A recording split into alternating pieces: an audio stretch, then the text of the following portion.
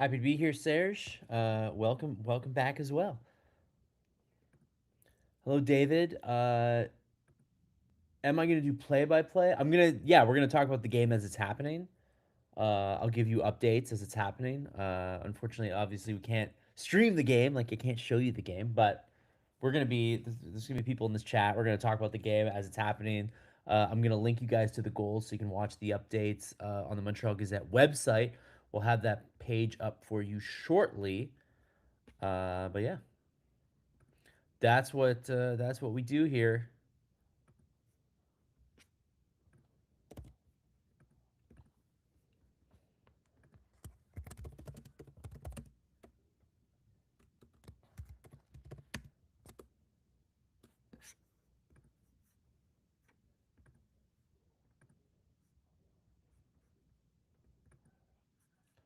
Here, I'll put the little update widget here. So here is the link where during the game, here I'll pin it for you as well. There's where you can watch, where you can watch highlights. That'll be.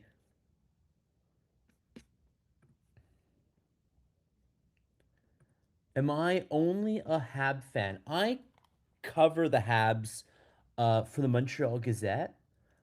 This is a Montreal because it's the Montreal Gazette. We are a Montreal centric channel, but we'll talk about both teams in equal measure.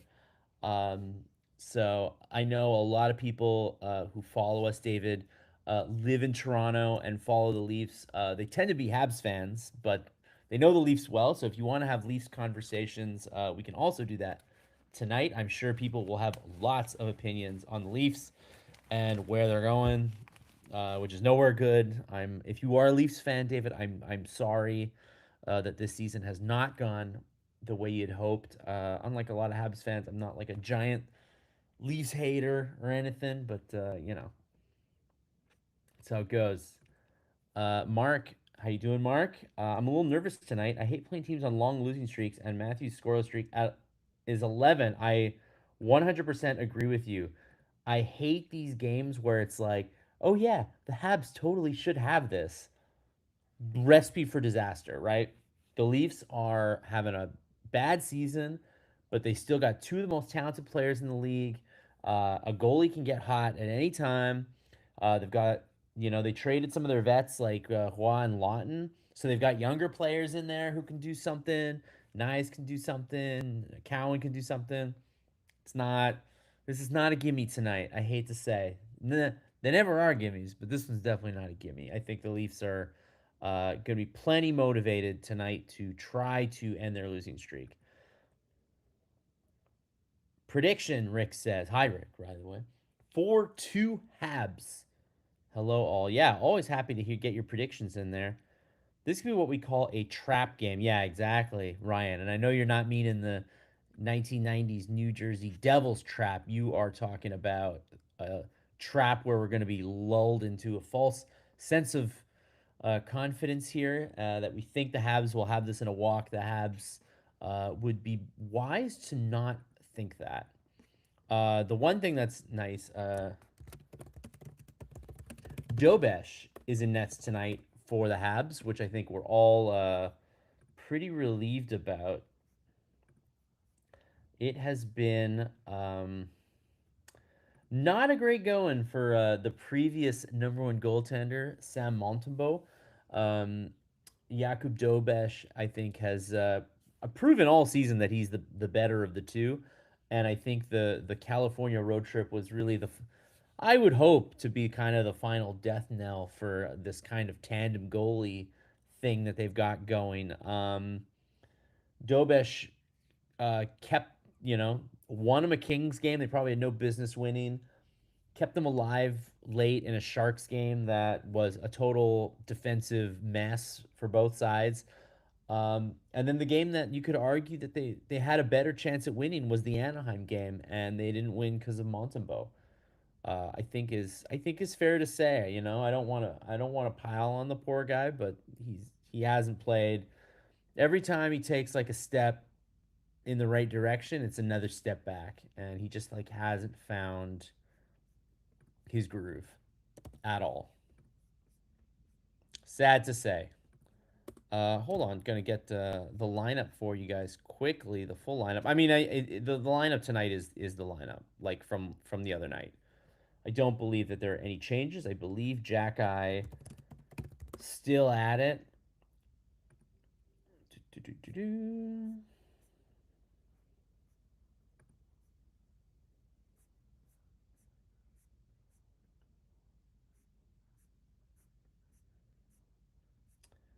Do we have it? Do we have the Canadiens Lions? Where are they? Where are y'all?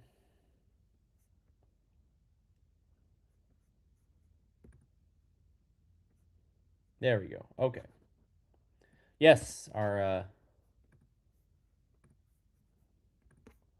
national nightmare is over. Jack Eye starting again.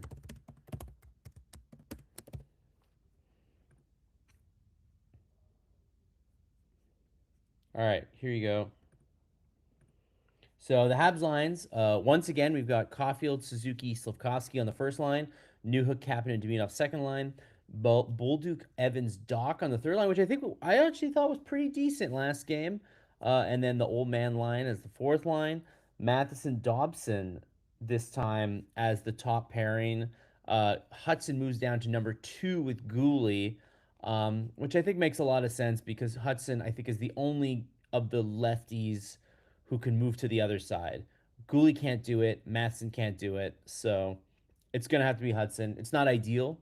I think Hutson is, arguably, a top five defenseman in the league when he's on his left side, and he's merely very, very good on the right side. But, they are in this mess with two right handed defensemen. That's just what they're going to have to do. And then Jack Eye Carrier is the bottom pairing, which I kind of like. I've seen a lot of people criticizing that bottom pairing. Uh,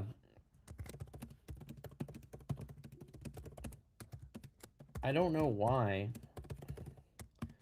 So, what do you guys think of the D pairings tonight? Let me know what you think.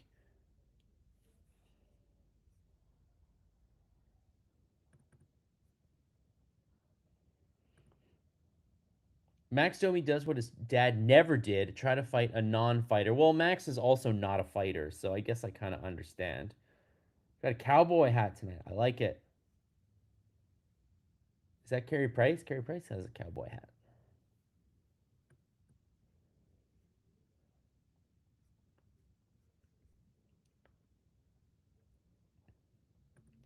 Teams often, hey Darcy, by the way, teams often don't play well after a Western road trip. First game back at home. That is very true. That is, these games can be a lull. Again, you just kind of rest on your laurels a little bit. Serge says Dobesh seems to be able to get points. That's really the thing, right? Like his save percentage, his goals against average don't look particularly impressive, but so far when the Habs use him, they've won more than they've lost. And with Montembeau, it's been a struggle. So you just have to go. You just got to go with them. Unfortunately. At some point, you need your goalie to play back to back. Yes, that is true.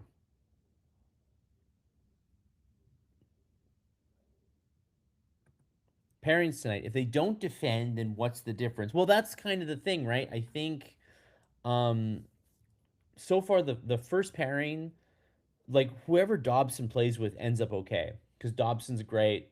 He's your number one right-handed defenseman, and the other left options are pretty good. So I feel like that you've kind of figured out. Third pairing, Carrier with Jack Struble. I think more often than not, for a third pairing is fine. It's that second pairing that just gets caved in every time, but it like doesn't matter who's on it. Like every time you shift somebody on it, you end up with two lefties, and they just can't seem to work together. Gooley, I think, is spectacularly no Matheson is spectacularly the worst of the lefties trying to play as a righty. He's the worst. It does not work, which is crazy because he's the veteran, and you'd think that he could do it, but he can't. Gooley is really bad at it. Not only is he really bad at it, I think he opens himself up to injury by just not really like positioning himself super great as a righty. And then Hutson can literally do anything, so he draws the short stick tonight, and he's got to do it. Ryan says, I think Struble plays tomorrow. Yeah, that seems. They've been Struble hasn't played much this year, but they've been very clear about not wanting him to waste away on the bench like Pizzetta did a year ago. You know what I mean?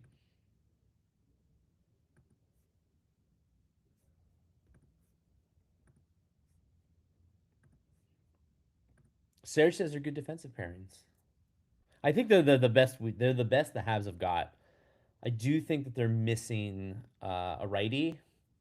Uh, I mean we know not for a fact, but we know it's been widely reported that they were in the mix for what was his name, Connor Murphy, right-handed shot defenseman, who ended up going to Edmonton. So that was definitely on their mind. They were looking for somebody. Then Ristolainen was another rumored guy. So they are aware that they are missing a right-handed shot defenseman. They did not solve that. We shall see if it comes back to bite them. David says Newhook needs to step up tonight. Yeah, they don't really have a second line right now. The second line is kind of in flux. I liked Kapanen's game against the Kings.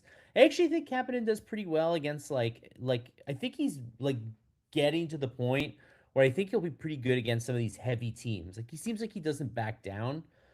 But there wasn't any results on the scoreboard, and Demidov is ice cold right now, except on the power play. So the Habs don't really have a second line right now.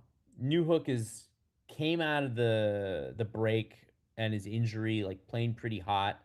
He's the guy that can kind of kickstart that line, I think. Ryan says Jack Guy played his best in his first two seasons when he averaged 14 minutes a game and wasn't benched for small mistakes. I agree with you, Ryan, but as Marty said earlier in the year, the expectations of the team are different now. So back then, I mean, they were playing Jordan Harris 19 minutes a night. Like it just didn't matter. The team was bad. They were rebuilding. The wins and losses didn't matter. It was like, are you learning how to play the game? So they could keep him in there, and it didn't matter.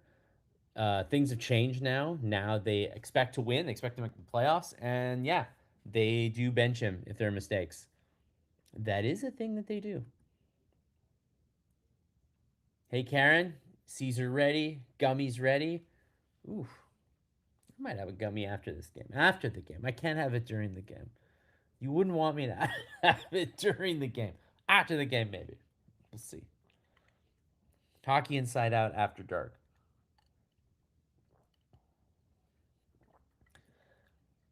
Tomorrow would be a good game to pair up Struble and Arbor. Sens don't take it easy. You know what? Um, they haven't at all entertained the thought of scratching Alexandre Carrier.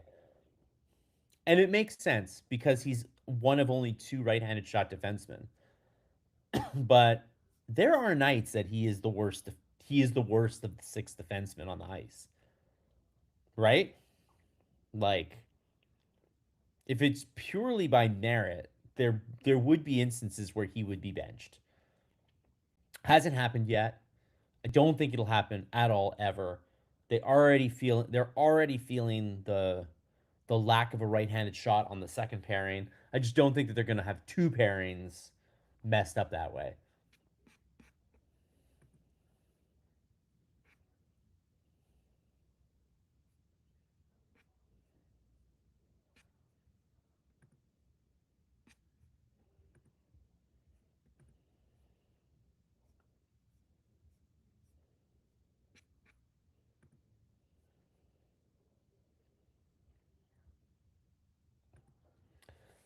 McDermott played 24 games for Edmonton for no, Edmonton, for Ottawa this year. He is a useless enforcer. Yeah, he's not. No offense to him, but he's definitely there for the.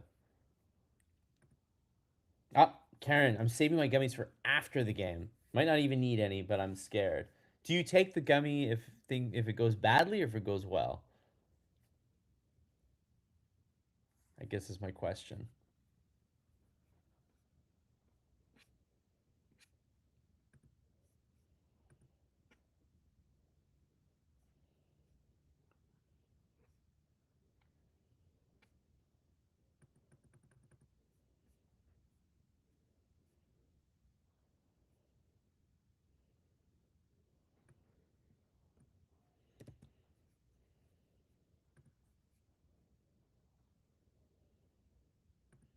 Scared? Pourquoi? Because it's a tight race to the playoffs right now, and every point counts.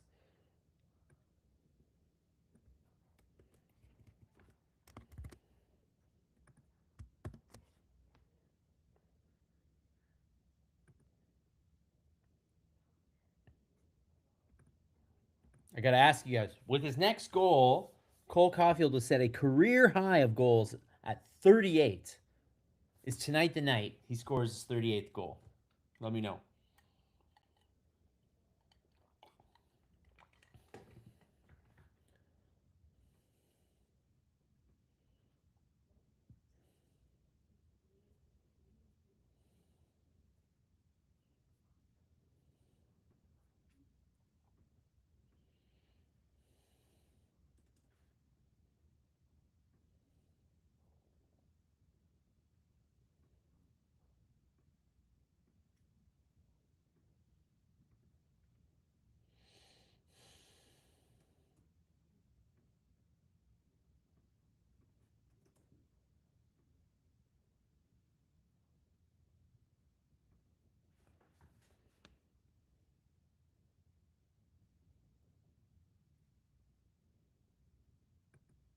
Ryan Katz says the warehouse in Saint Laurent is staying closed tomorrow.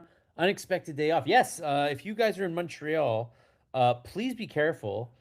Starting overnight tonight, kind of around like 4 or 5 in the morning, we are expecting a pretty bad ice storm, freezing rain and all that. So if you're in Montreal, please call in sick tomorrow. You might, or you'll be lucky like Ryan. You don't even have to go in.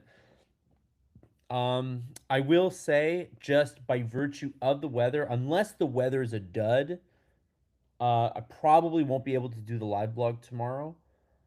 Just because I think I'm going to be on like ice storm duty, doing work on the ice storm, and I won't be able to do this. So just keep that in mind. That if the weather is bad, say a little prayer for me. I'll be back on Saturday.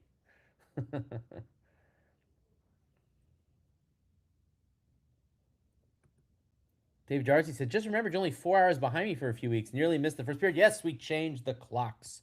Everybody keeps saying to not change the clocks, that they don't want to do it anymore. Uh,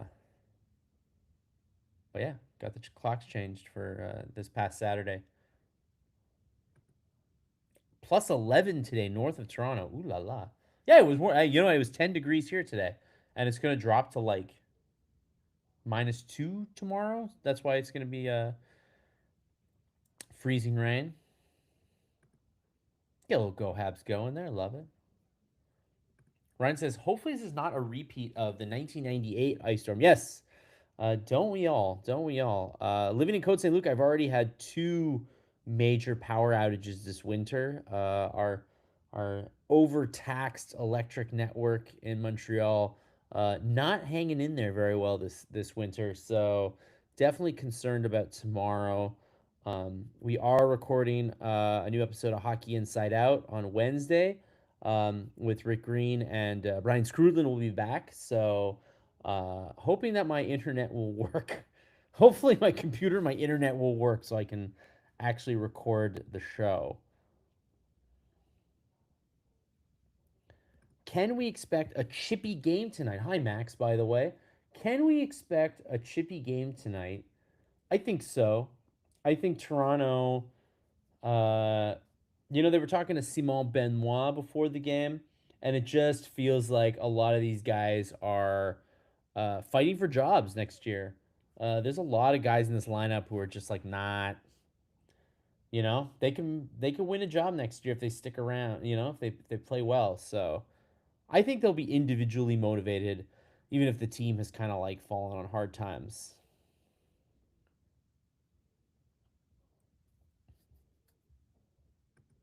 Oh, your nephew is moving from Ireland to Canada tomorrow to work up in the oil refinery site. I guess in Alberta then.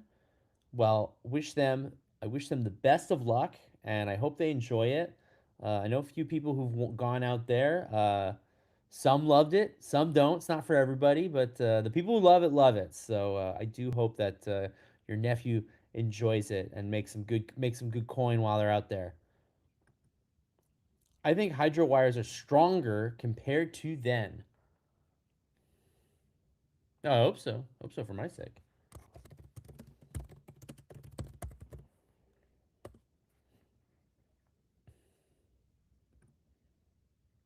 All right, guys, here we go. First period, just like that. 8 minutes. It's 7:08. Just 8 minutes between the start of the broadcast and the puck drop. I already feel lucky.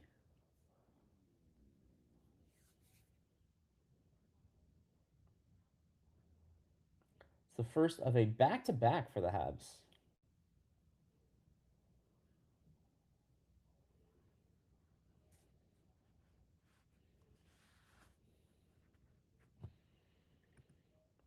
Ryan asks, when was the last time the Canadiens and Leafs didn't play a regular season game on a Saturday? Is that what happened this year? That's crazy. That's a good question. What an odd little quirk in the schedule. I wonder if that was intentional. The CBC guys are so afraid about talking about the Habs that they were like, we don't want them on the Saturday night broadcast.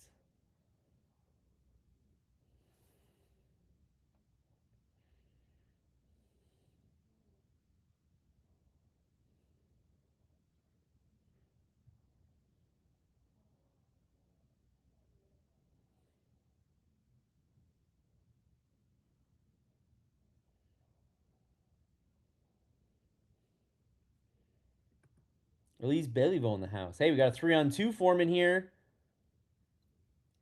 3-on-2 forming, and then it was Kapanen who kind of just took it in himself and had a really nice try cutting inside into the slot. So he's coming down the right side, cuts inside, nice little toe drag. And Wool goes down pretty early, and Kapanen tries to beat him high. And I think it deflected off the Toronto defenseman's stick because the puck just like went like 90 degrees in the air and into the mesh. But a very nice job by Kapanen. I feel like he's getting a lot better at using his frame. He's not like he's tall. When he fills out his frame, he's gonna be like a pretty tough guy to move. I have to say. He just seems like a pretty naturally strong guy.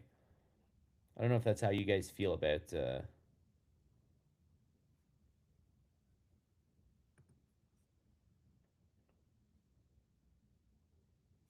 Oh, are you saying that they're all on a Saturday? No, I feel like they haven't been. The first game of the season was on a Thursday. No, when they met the Leafs. Oh, Doc, the give and go in front of the net with Bull Duke. Man, already two chances by the Habs. You guys got to be excited about the way the first like 2 minutes of this game has gone off. The Habs have already had two chances, making plays off the rush specifically. Look, again, another one off the rush. This time it's the Dano line. And so far, there's only officially what, one or two shots on Wool, but he's been busier than that. Yeah, look at Doc going through the neutral zone.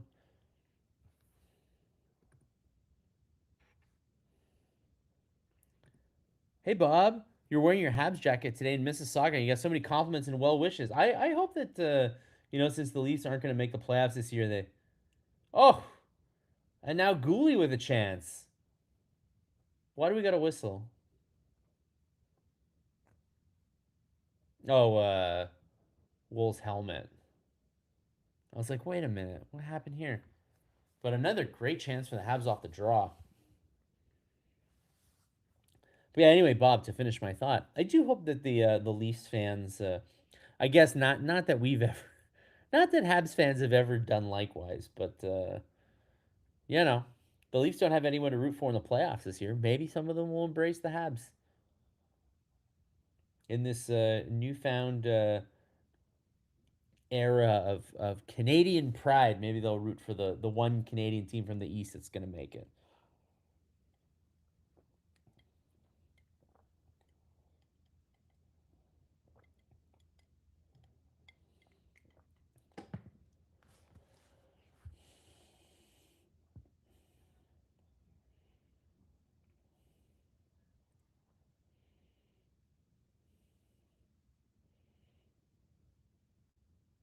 See, Quillen's a good example. Jacob Quillen, forward for the Leafs, is a good example of a guy who you might want to watch out. He's fighting for a job next year. Hey, is that not too many men? I guess the guy got off the bench quickly, but the Leafs guy came off the bench, played the puck. Crowd immediately started booing. But I do think that the Leafs had five guys on. The other guy had gotten off.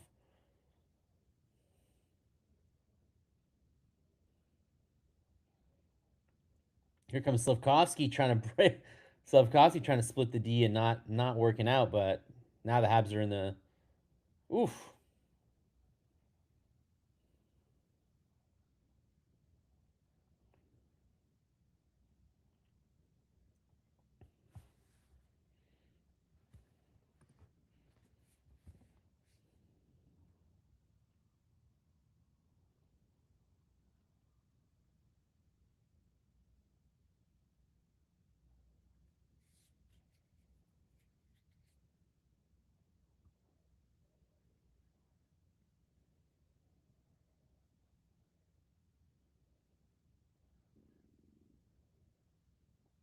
Demidov now with the zone entry. Ooh, Newhook with the give and go with Kapanen.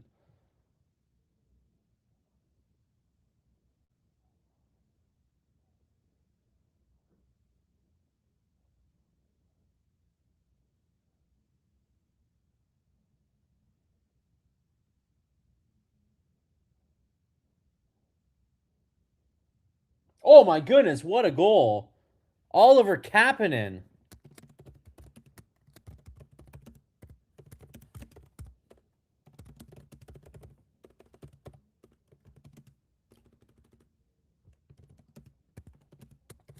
A little spinorama, like right in front of the crease for Oliver Kapanen.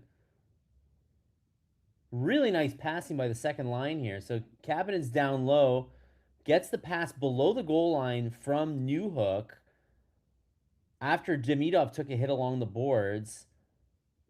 And then he just like spins out in front and beats Wool. That's a really nice goal.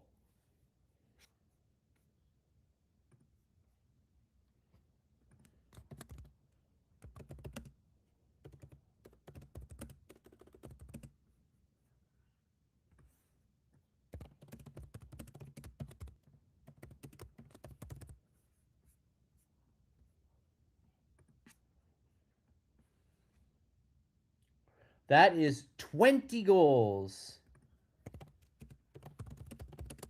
for Kapanen.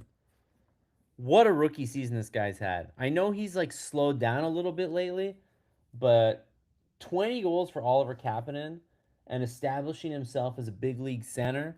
Like what a season for him. Never saw that coming.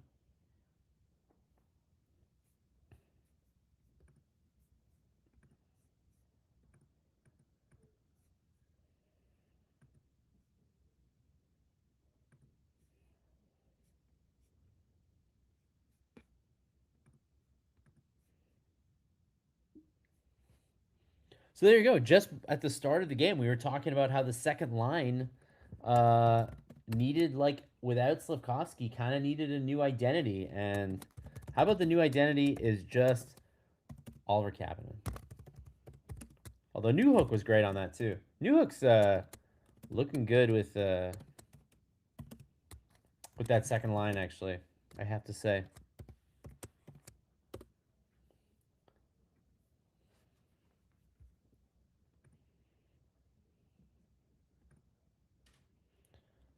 Yeah, Newhook and Demidov your assists.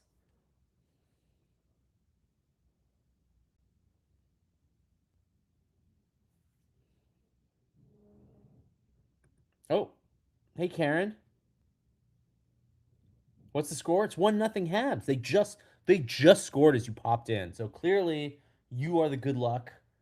They knew you were coming, and Oliver Kapanen scored his 20th goal of the season right as you entered. You're watching wheelchair curling. Did you watch the Canadian curler, Paralympic curler, who made that crazy shot like yesterday, I think. Unbelievable. That was one of the best curling shots I ever saw in my life. Kind of threaded the needle. And you don't have with the wheelchair curling, you don't have the guys the sweeping, so it's like you really gotta like perfect, perfect, perfect.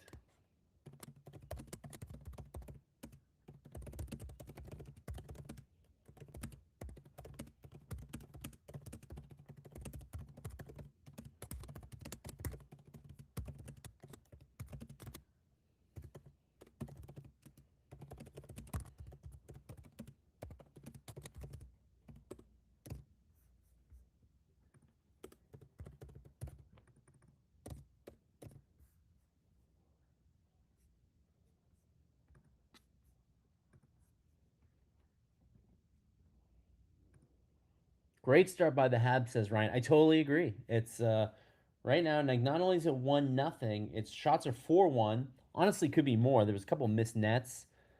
Um, this is and the Leafs have put a shot on net and did not go in. So there you go. Already an improvement. Max says, "Hey, that was a nice goal by Kapanen and good work by Demigod." Yeah, Ivan Demidov, man, took a hit to make that play. He protected the puck along the boards, kind of took it from behind. Took a pretty like almost a cross check there. Still got the puck to Newhook, and then Newhook was able to get a nice pass over to Kapanen. Hit the like button. That's very nice of you to say, David. Yeah, hit the like button. Do so. Or hit subscribe even. That way you'll know when the new Hockey Inside Out drops, which will be tomorrow, sometime in the early afternoon, as soon as I get done editing it.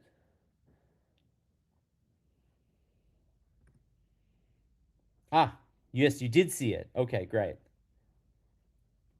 Who's in nets tonight? Dobesh.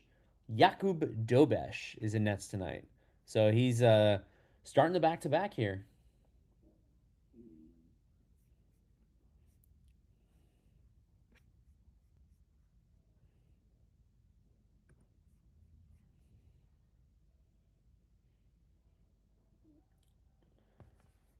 See, there you go. That's the Dobesh difference there. Caulfield coughed up the puck in the defensive zone. Leafs got a great chance in the middle of the slot, but Dobesh came out and made the save. And now the puck's at the other end of the ice.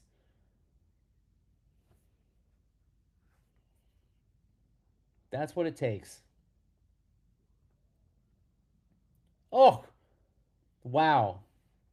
No look pass by Suzuki in front. It was almost 2-0 there.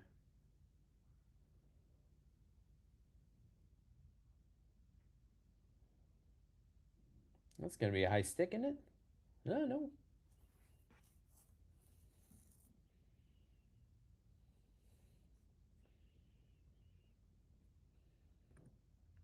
We are at home. We are at home today. We're in Ottawa tomorrow, and then we play three straight at home. How did that not go in? What a bad giveaway by Gallagher, who's been doing that a lot lately, and he gave that puck away to Dakota Joshua, who kind of just jammed the net.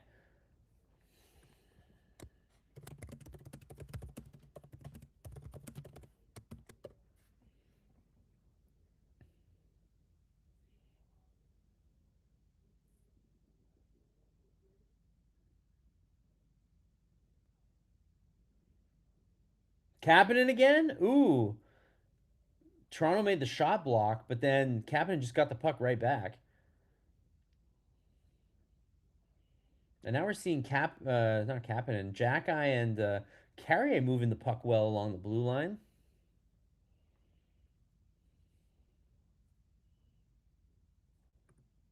Oh my God, we're leading in shots on goal. Yeah, 7-3 so far. What crazy magic is this?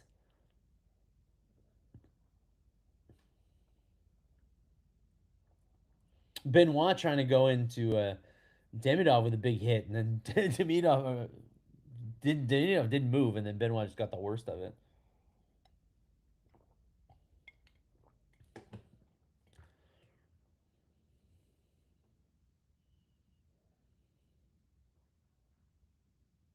Oh, nice hit by Doc. Finishing his checks. You like to see that from him. I mean, the Leafs are really just having a miserable time completing passes right now.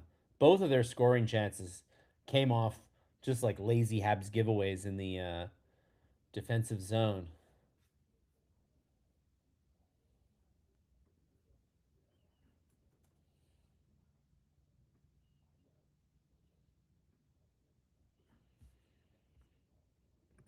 The Toronto Maple Leafs have indeed lost 7 in a row, Karen. Life is not good for our pals down the 401. Karen, I was gonna say that this was gonna be my intermission question, but Karen brought it up, so we'll bring it up now. All sorts of rumor about Matthew Nyes being our secret trade. What would we have to give up to get him? A lot, I would imagine. I don't know what, but I was just surprised to hear that they would even entertain moving him. But I guess Tree Living's Karen, as you have established, not the best GM in the world. So maybe he did think that Nyes was not going to live up to his contract and thought about cutting bait early. I would imagine it would take, I mean, multiple players. That's the idea, right? You get multiple, maybe three players or two players in a draft pick.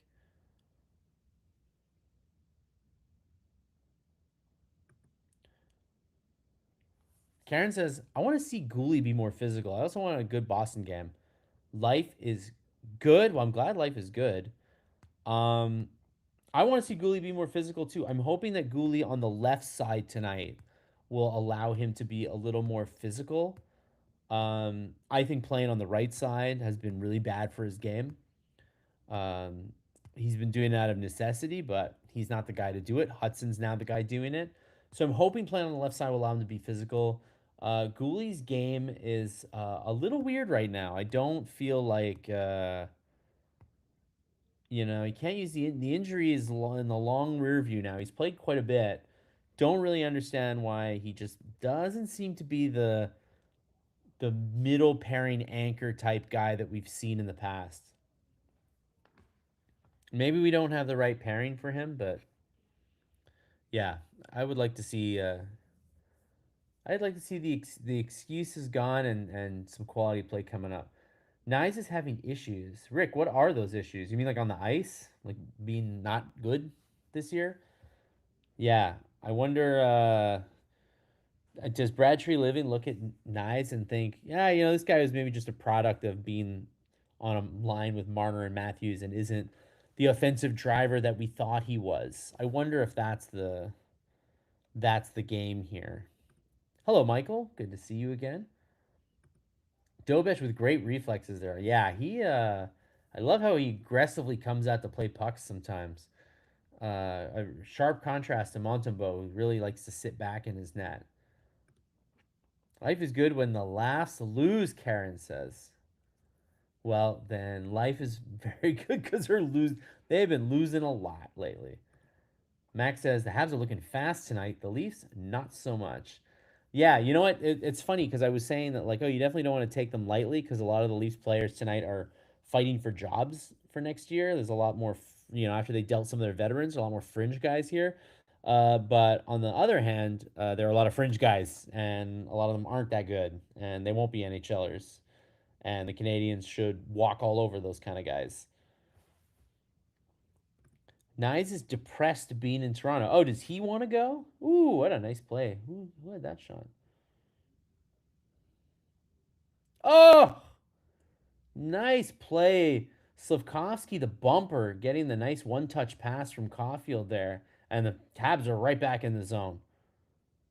That pass by Suzuki was pretty easily telegraphed, though, by the Leafs. So the puck will go down the ice. Max says, I thought the Leafs would be a little more goony tonight, but maybe that'll come in the second. Yeah, the first period, they're not going to be goony. The first period, they're going to actually try to win. And then when all hope is lost, then they're going to goon it up. That's usually how it works. I don't think they have enough physicality to establish themselves early that way. Nyes has been playing hurt for a while now. all the less reason to trade him then if you're the Leafs. I don't understand. Yeah, I do. I heard lots of rumors at the deadline that I just like did not get. It didn't get the Robert Thomas rumors. Uh, like, does St. Louis really think that they're gonna, I don't know, trade Robert Thomas is under has a good contract for like the prime years of his career. Do you really think that you need to like totally burn that team down and trade Robert Thomas in the process? Like, I think, and the Canadians had a successful rebuild and it went well for them. But I think for the most part, you should be like pretty judicious about rebuilding. Like, it shouldn't just be like, oh, we had a bad year, let's just tear it all down. Because tearing it down, there's no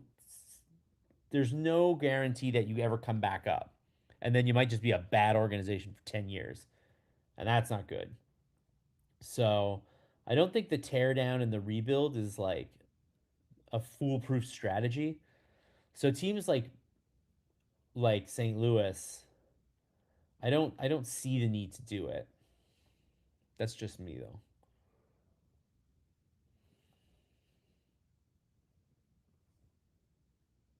Carrier, little slap shot, stop by Wool, nice glove save.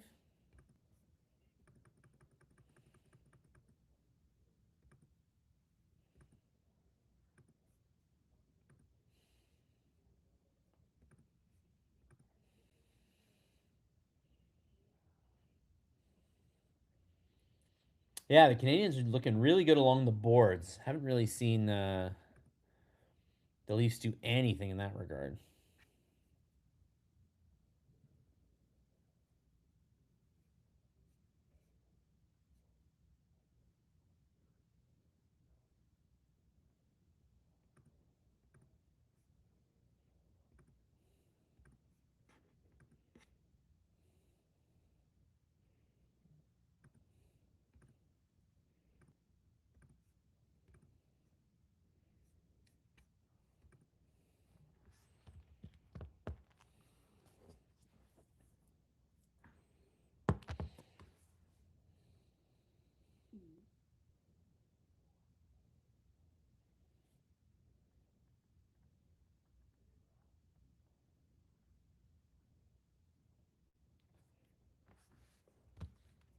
So yeah, okay. Well, now we get a little commercial break here. So it's not a full commercial break, but I'd say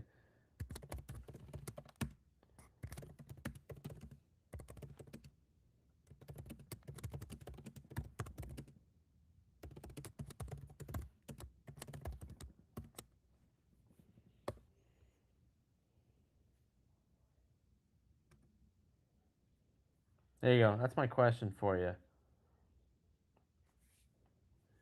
Uh, this would obviously have to pick up in the off season since the deadline already came, so they can't do it now. But Hughes did say that whatever big trade they were cooking could wait till the off season. So would is Matthew Nyes the kind of player that you would want the Canadians to acquire?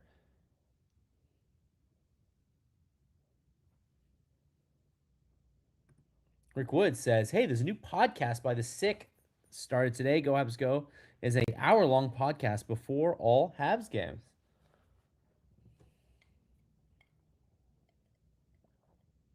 As I said before, you guys are welcome to promote other stuff. I'm not precious that way about it.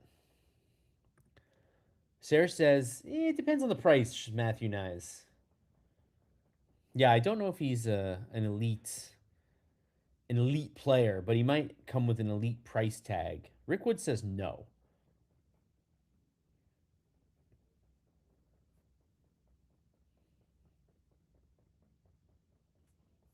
This is the first since 2015, the first 7-game losing streak for the Leafs.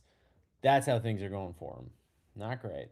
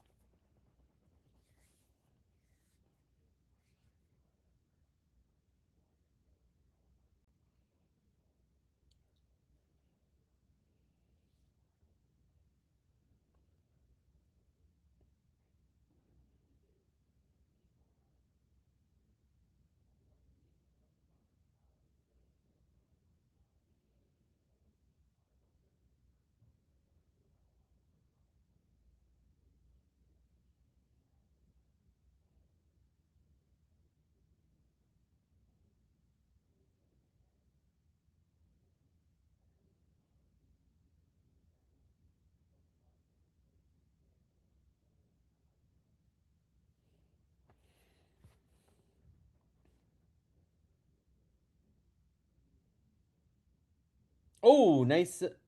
Oh, what a goal! That was a bad luck for the Leafs, but the dump in hits the corner of the end boards and spits right out to Phil Dano. I think it was Phil Dano, and he makes it 2-0.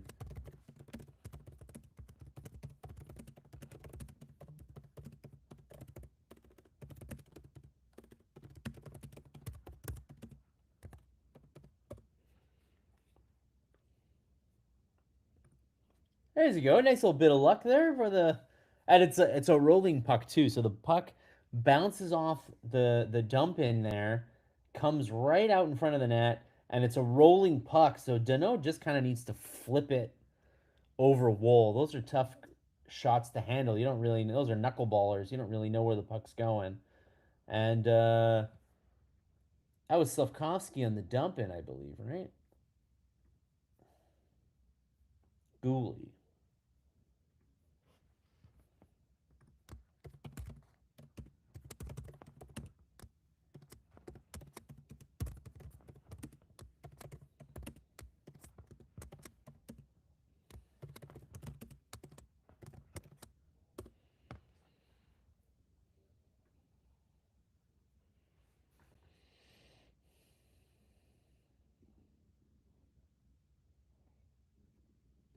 Ryan says we've had enough goals scored on bad bounces.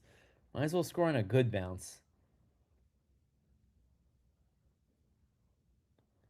Ryan asks, "Was that the Zamboni entrance?" Yeah, I think it. I think it is. I think it's that. That's the large entrance. If I'm thinking about my Bell Center geography, yes, it is. Bob says dreaded two-goal lead.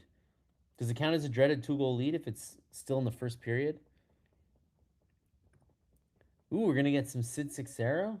Can he come on this show? No, he can't come on this show. Well, maybe he can. Oh, Rick Wood says no. The title of this new sick podcast is The Habs Tonight. Sid Sixero predicted 6-1 Habs. Man, Sid is he has got to not be a happy camper these days. Or maybe he is a happy camper. I will admit sometimes when the Habs were really bad, it was not it did make for some entertaining nights around here. We did have a lot of fun piling on the Habs when they were really bad. Although I think everyone will admit that we like them when they're a little better. Bonjour says, "Hey, we're getting some secondary scoring tonight. I know it was needed. Suzuki's been red hot lately. Slavkovsky, Caulfield, red hot lately. So it's nice to get some other about last night. Oh, you're talking about that last night, not my about last night. Gotcha.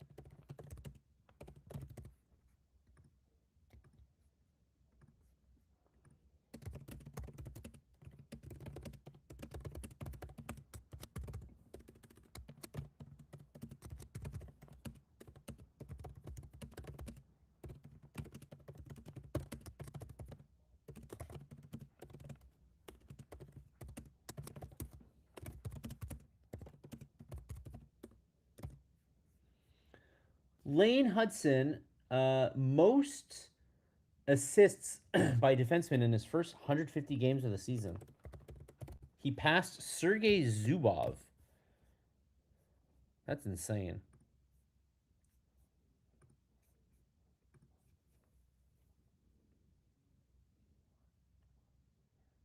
Domi and Anderson are best friends. Wait, really? They were traded for each other. That's so strange. When did they become friends exactly? I guess in June. Oh, I guess they played for the London Knights together, right? Oh, and then they were traded for each other. That's funny. It's sort of funny how it's like the same as how like Anderson and Tom Wilson's histories in the OHL were just like intertwined, and then they fought in the playoffs, of course. Um, yeah, I mean that's these guys. These guys, the history runs deep. in the NHL. It's a that they call it a fraternity for a reason. Sid and Pierre ripped Nyes apart. Okay, well that explains a little more why they would trade him. I was a bit surprised, but he's still so young. I feel like selling low on him now would not be great if I were the Leafs. I mean, Mark says Nyes is a stud when he's healthy. He's got size and skill.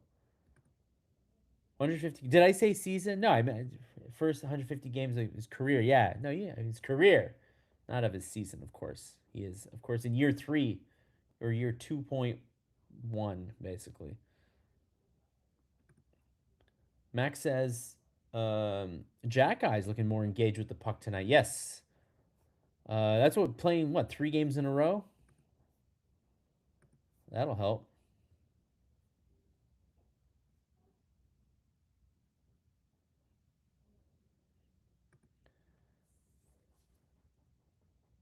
Hugo have been watching and assessing him. I trust whatever they decide. Well, that's another thing, right? If they end up trading for Nyes, they probably are pretty convinced that he's wasting away in Toronto and will do better with a change of scenery.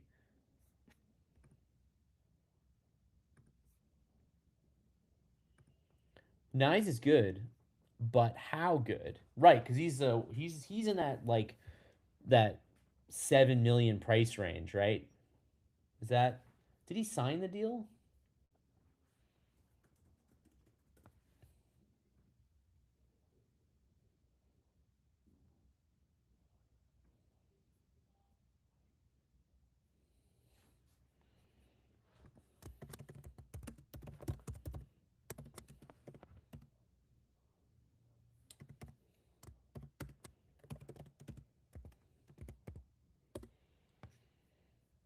So the one good thing about Nyes, or good or bad, depending on how you look at it, he is locked in until 2031 with a pretty good deal.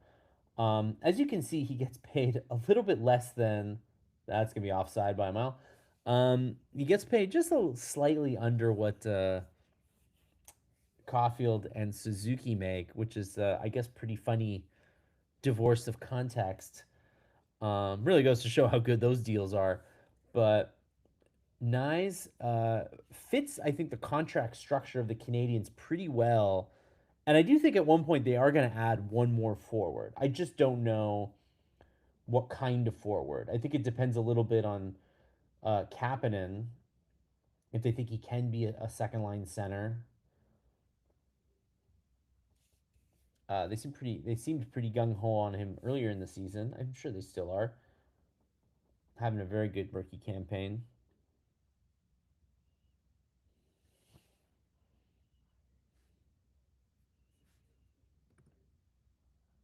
Oh, Jake McCabe and Brennan Gallagher dropped the gloves, and neither of them are naturals at this. But Gallagher was not messing around.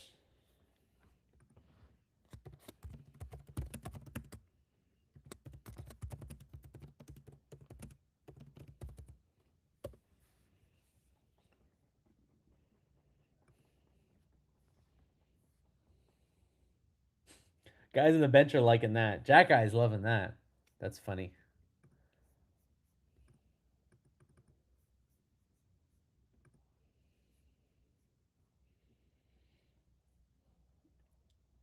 Oof. Nice hit, Gallagher on Cowan to kind of start things. But Cowan didn't have the puck at the time, so McCabe just wasn't feeling it. And then Gallagher was quick to defend himself.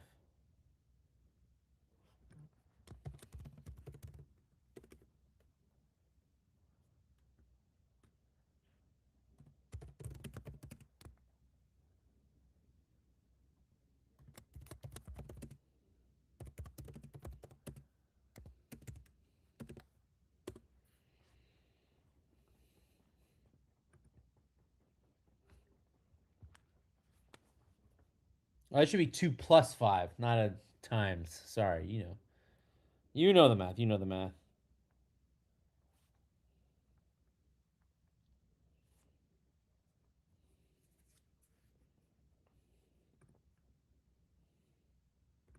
Galley is like a tiny mean pit bull when he gets riled up. I like it. Yeah, this is the one that everybody's been telling me this already. It was the Battle of the Follically Challenge. That's funny. I might steal that. I will credit you.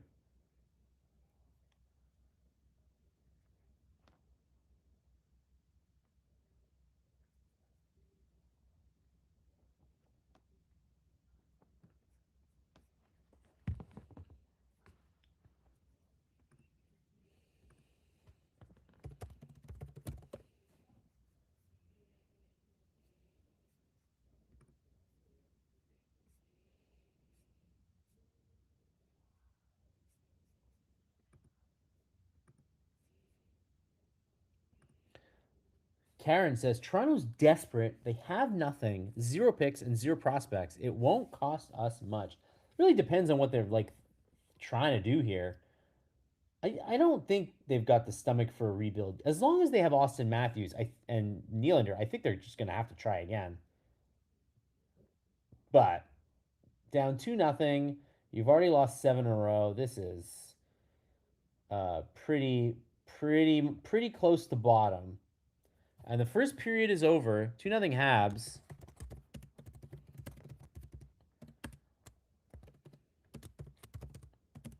And the shots are insane. Like, when does this happen? Shots are 18-5 Habs. Crazy.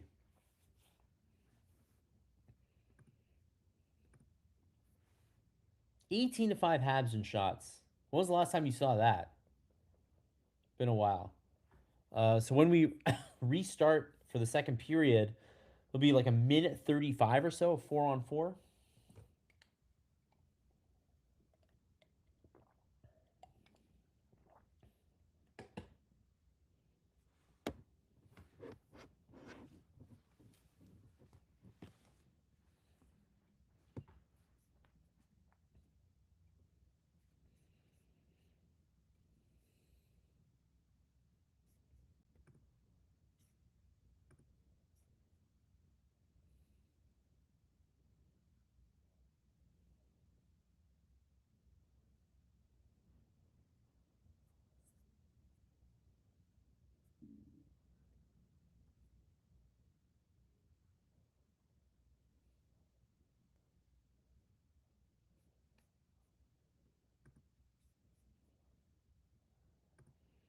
18 shots in one period. They must have taken their Sudafed tonight. I know. Crazy. That was a great hit by Gallagher, Rick Wood says. It's what this team needs. Could have been nice to have a couple Habs come to back him up. Didn't need it. Great first period, Ryan Cat said. Maybe the best so far this season? I don't know. One of the best for sure. Yeah, Ryan says Gallagher handled himself. Ah, Max says that's a huge glass of vodka on the rocks. I wish. This is just good old fashioned H2O. It is sparkling water though. I did decide to fancy it up with some sparkling water tonight.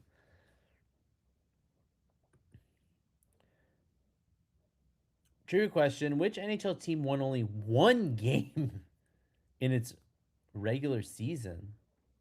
That might be a long time ago. I want to try McDonald's Hero Burger. Has anyone tried it? No, I haven't. And I usually am pretty good. I have a McDonald's nearby, and I do admit I've got a soft spot for it.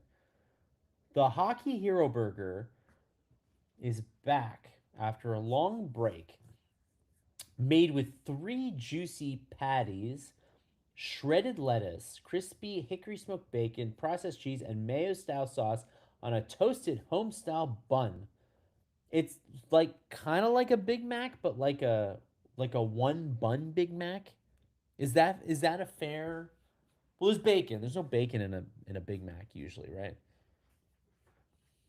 Looks good. I would eat. 10 on 10 would eat.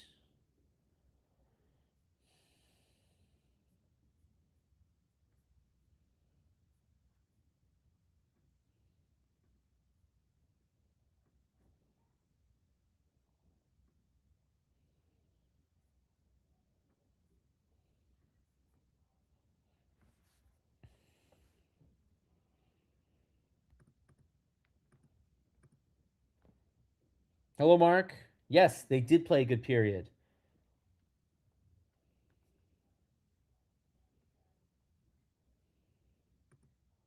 Ottawa Senators. Is that an extra R on purpose? Am I not getting the joke? It might not be.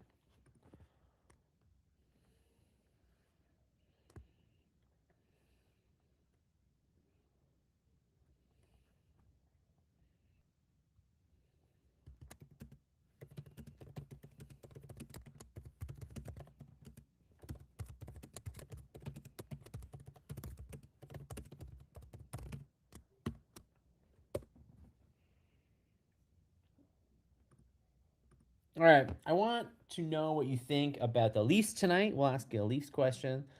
Do you think they'll trade Austin Matthews? I just like it. Just seems like they're in such a bad spot right now. Like the fans hate him. The team is bad. His contract is like not a super long term deal. He's expensive. Doesn't seem to be able to do this on his own. Um, very curious to know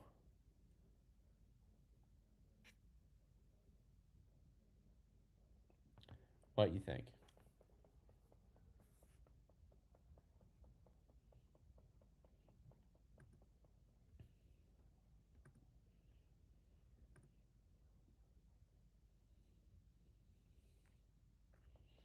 Karen says they should, that he's not staying with them. Yeah, just feels like a headed for divorce. You know what I mean? It's kind of the vibe. It's kind of the vibe I'm getting. But I mean, it's not often guys that get paid what like 14 million bucks get traded. There's a reason why. So it would take a lot for that to happen. But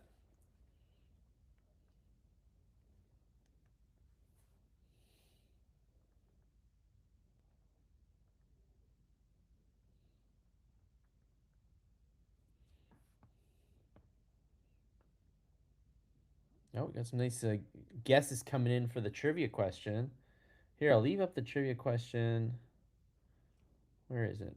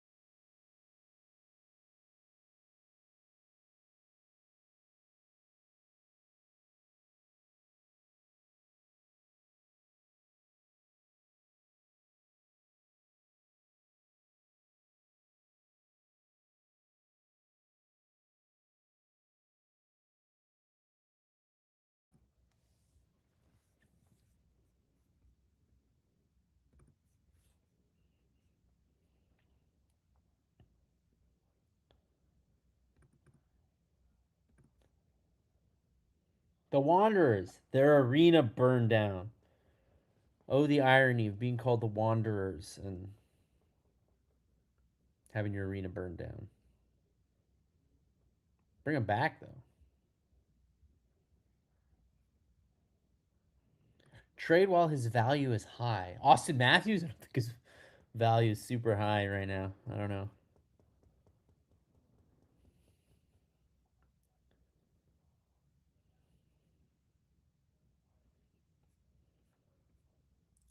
Leafs management think this year is a 1 year aberration. Both him and coach will be replaced. If they get off to a bad start next year, one of both, Matthews, Nylander, will be traded. I think you just have to operate that way if you're the Leafs. Like, as Karen pointed out earlier, they don't have any futures. So you can't really you can't start a rebuild. Like it just would be too. They might get a really great draft pick, and then that great draft pick this year can maybe help. I mean, you got Matthews, Tavares, Nyes, Nylander. They're all still here, so maybe you get somebody else and try again next year. But I just feel like they're still too deep in it to rebuild and try again. Unless the day Matthews goes, then it's over. The day Matthews goes, if he comes to them on management this offseason and he's just like, I want to play in America. I don't want to play in Canada anymore. I don't want to get booed. I don't want to deal with any pressure anymore. And they got to move him. Then you rebuild. Then you start all over again, which is what Calgary probably should have done. When Chuck asked to move, they probably shouldn't have gotten Huberto back. They probably should have gotten some prospects. They should have gotten Lundell back or something. So tricky. Win probability for the Habs tonight 86% after that good first period. I like it. Contradiction in terms. The Leafs think. Austin Matthews will want a contract of minimum 18 mil. They'll have to cut the cord, yes.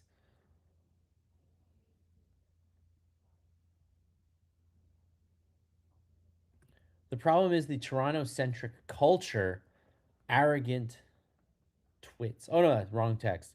Some stupid manager will give it to him, and Tree will beg him to stay and offer him the same amount. Yes, that is almost definitely what might happen. The thing is about the Leafs, they are, at the end of the day, owned by Rogers, and Rogers, with the TV package that they have paid an exorbitant sum for, I can't imagine that they will be like, yeah, Leafs, go and rebuild. You know what I mean? They're always going to want a marquee player there to help with boost ratings, to help with interest. Um, so the time is not here to rebuild. They'll have to do it eventually. Max says I wouldn't want Matthews, but Nylander maybe. Nylander shows him the playoffs. I don't think the Canadians are interested in either. I should point out, and I don't think either would want to go somewhere else in Canada. I think both of them would probably at this point want to go to the States and not go where with Mitch Marner and not have to deal anymore. I think would be. Wonder if stripping Tavares of the captaincy was a bigger issue than Marner. Yes, I think that that happened. That's crazy. That wasn't a good idea. When has stripping the captain ever been a good move? Somebody let me know if you know of an instance. Joseph Barry hasn't been around for a few weeks. Yes, not since the Olympic break. Let him know we are back.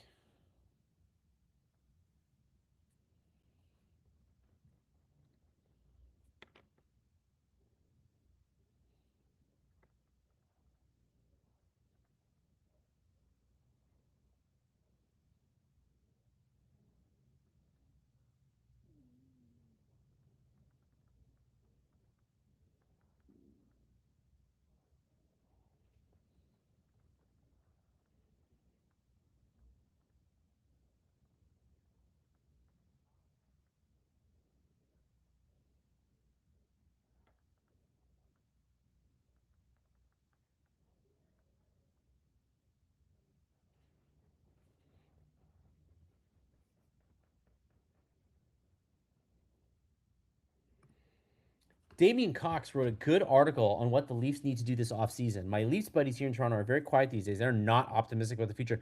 Mark, what did Damian Cox say? Please let me know. I have not read it yet. I read the Damian Cox piece. Well, we talked about it at length about him in the U.S. And meeting Trump and all that, and how he shouldn't be captain anymore.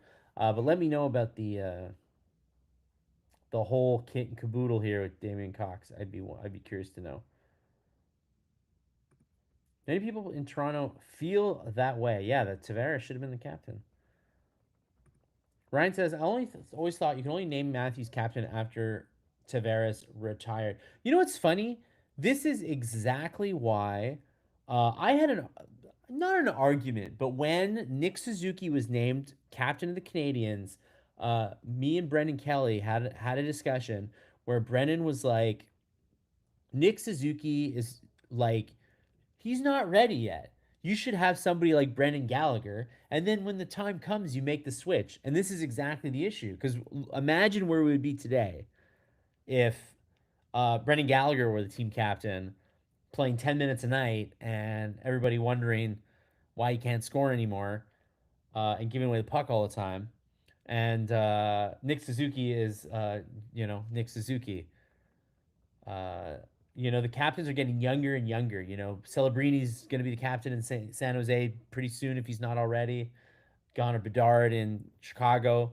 Like, if the guy's your best player and he's going to be there a long time, I think you just got to do it. And I think with Matthews, they should have figured it out right away.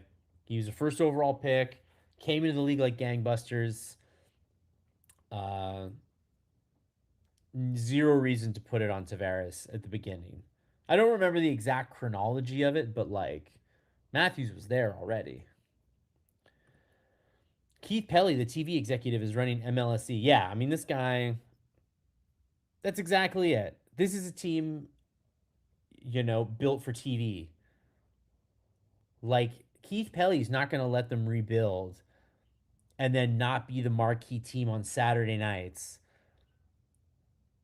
Like the whole Rogers deal and Rogers' ownership of the Leafs is all predicated on like being the marquee Canadian matchup on Saturday. And Keith Kelly's just not, they're just not going to let that happen. They're just not going to let them rebuild.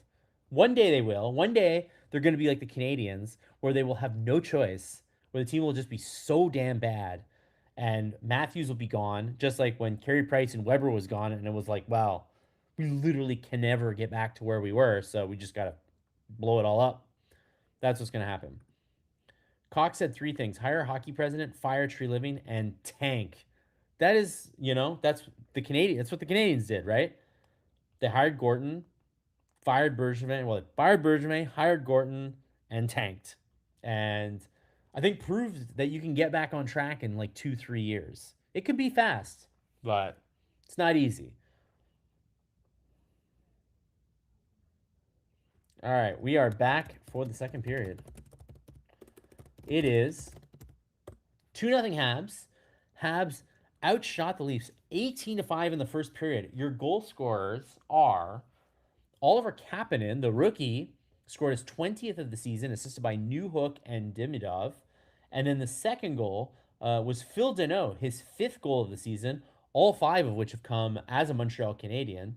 Uh, Pretend that his time in LA never happened. Gooley with a fifth assist, much needed assist. He hasn't had many points this year. And Hutson with his 54th, which now gives him the record for the most assists to start the first 150 games of his career. He passed Sergei Zubov. 115 assists in the first 150 games. Not too shabby.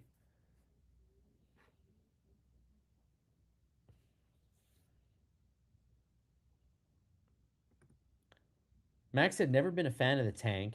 And remember, we haven't won a cup either. But I will say, Max, that the tank was foisted upon us. Like, the Canadians had a team built on Carey Price and Shea Weber. And then one day, both of those guys were unable to play anymore and had to retire. And you had Nick Suzuki as, like, the only guy left. So you literally had no choice but to pivot and be like, oh, well, we're going to build around Nick Suzuki. Nick Suzuki's how old? He's 21. Okay, well, I guess we'll just stockpile a bunch of picks. Like it's the circumstances that force you to rebuild. So you're like, well, Habs haven't won a cup yet, so the rebuild isn't working or whatever your logic is on this one. But the truth is there was nothing else that they could do. Like you couldn't take those Habs that didn't have Carey Price and didn't have Shea Weber anymore and like add some veterans and be like, okay, off we go again. Like once Carey Price was gone, they had to blow everything up. There was no other way. Oh, New Hook, man, missed a really nice chance in the slot there.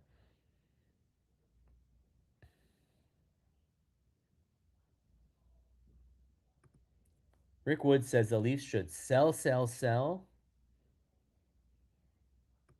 Karen says the Habs aren't going to go after players who love playing in Toronto. Tavares would never come to Montreal. No, he wouldn't. But nice, maybe nice.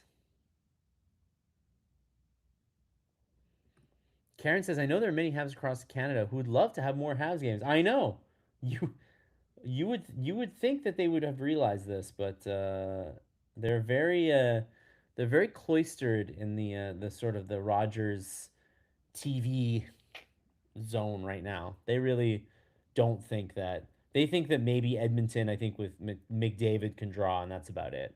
And the Leafs. Evans breaks in. Wow, what a nice play.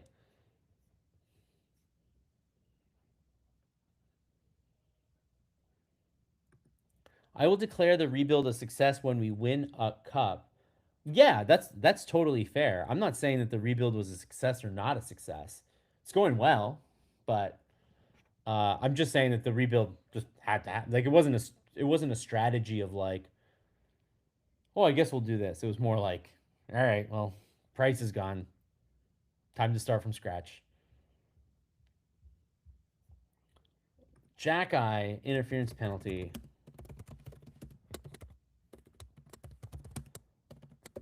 Well, the Leafs have not done much of anything so far, so this is their first kind of opportunity here to maybe get back into it. Karen says, "I wish they treated Markov with more respect." Yes, me too. I wish he had gotten his 1,000th game. So close. Bob with the all important question: will Line get into a game this season? He has to. This is crazy now at this point, right? He's got to play. He's he's not a bozo. Like he's a guy who has scored 40 goals in this league and played on one knee last year and was still like reasonably effective.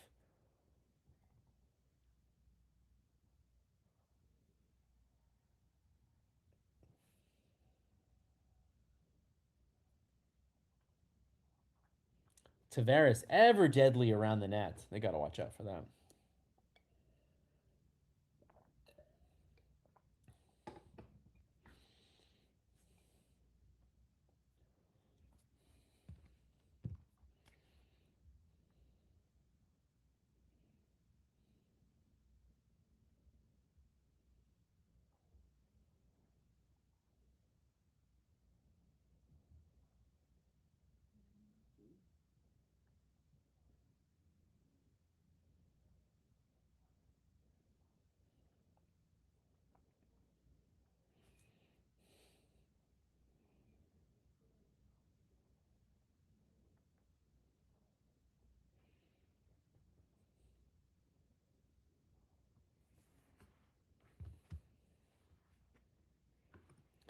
Mark says it's just weird. The refs seem to pick on Arbor a little bit. It seems like he just breathes and he gets a penalty. Do you guys feel the same way about that? Do you feel like they're a little hard on him, or do you feel like he's a little reckless in his playing? I'd be curious to know what you guys think, or mix of both.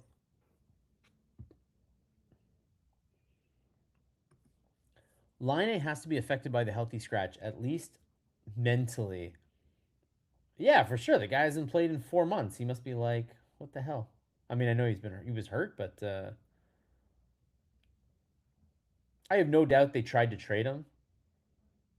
Obviously, couldn't find any takers. But yeah, he must be wondering what's going on right now.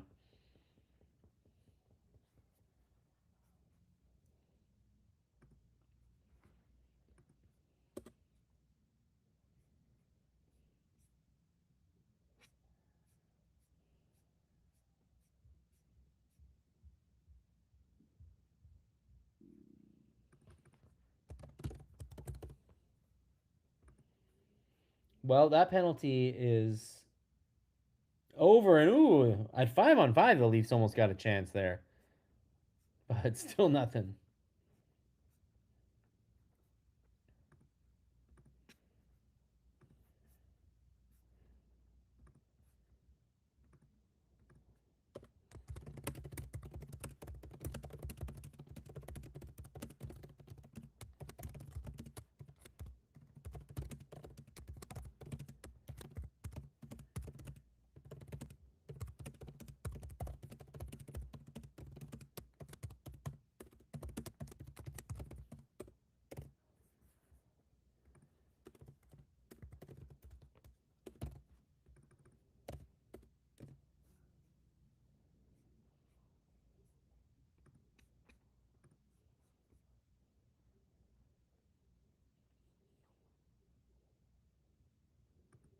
Rick Wood says maybe there's an issue with Line that we don't know about.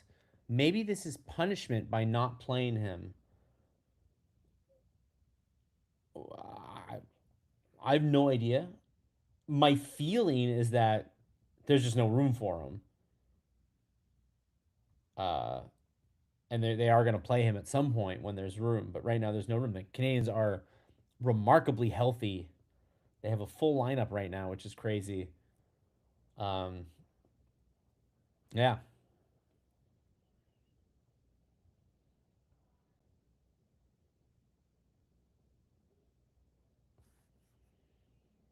Does anyone else find the TVA broadcasts annoying compared to RDS? Yes, I don't. I'm not a big fan of the TVA broadcasts. I like everybody on them. I respect them a great deal, but the RDS broadcast is like a lean machine.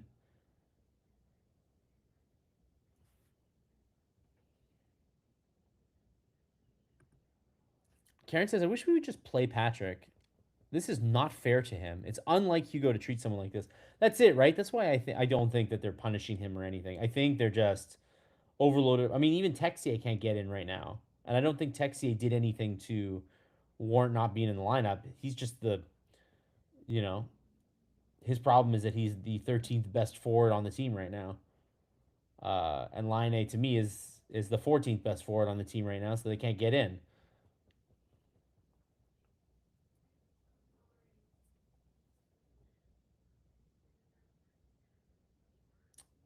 I mean, Toronto's showing a little something, circulating the puck. Nylander looking dangerous, but they can't get the puck through the shooting lanes. Two not very successful attempts to get a shot on net. Man, Habs are doing a great job blocking the puck.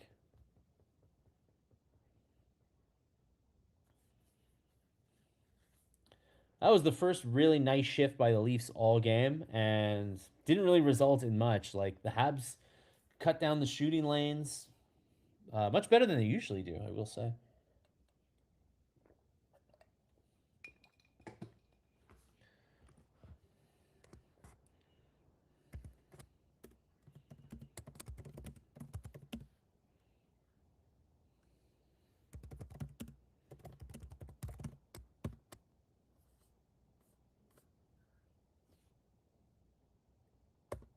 All right. Question for you guys. Will Line A play again? That's an easy question. Yes or no?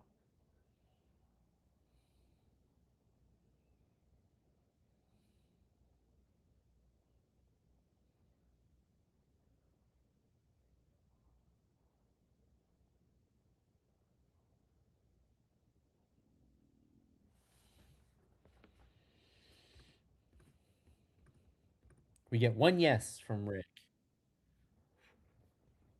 Ryan says Dobesh isn't afraid to come out and challenge. I know, I love it. Definitely my least favorite aspect of I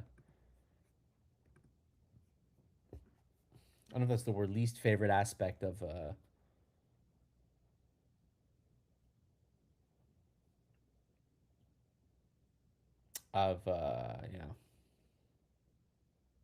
of Montembeau. Did anyone catch the Habs fan right behind Craig Berube's rabbit? No, I have to look. I have to look. I gotta look for him. Karen says yes. Max says he'll get a game. All right, most of you think he's not done. He's not gonna go home.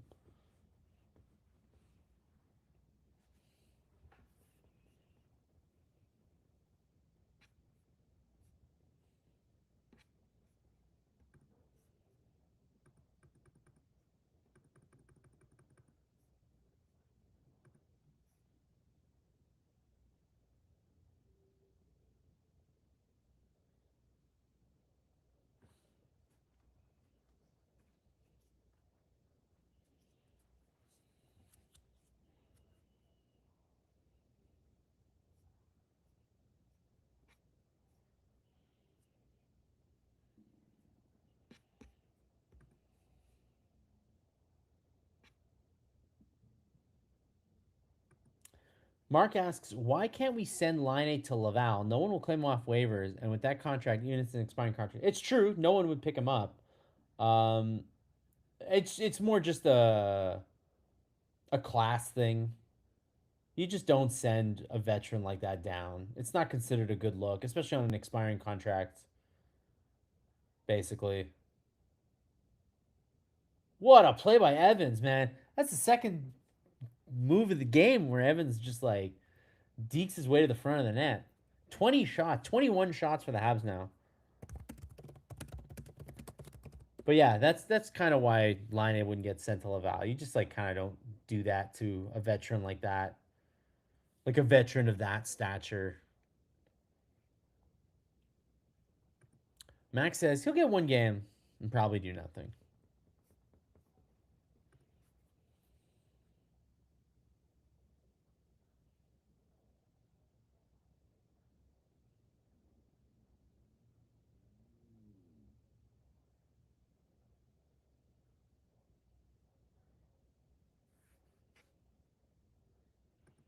He has to agree to being sent. No, I think he meant just sending him down. I don't think he meant a rehab assignment. I think he meant like just literally just like a paper send down transaction, which would put him through waivers. I think is what Mark meant. But yes, they could also send him on a what do they call it? Like what they did with Montebo, conditioning stint.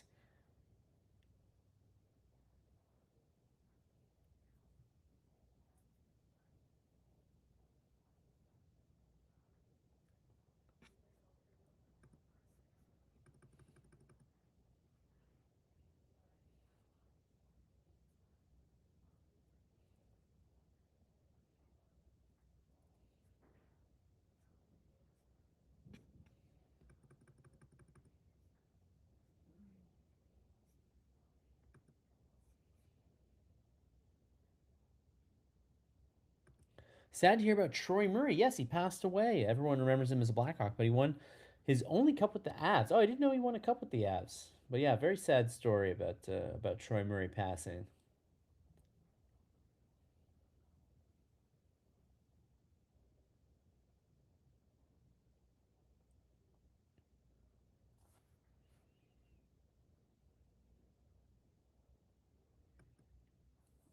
Rickwood says Marty will put Line in the last game with 20 seconds left. Hey, the Avs season might come down to that. They might not do that.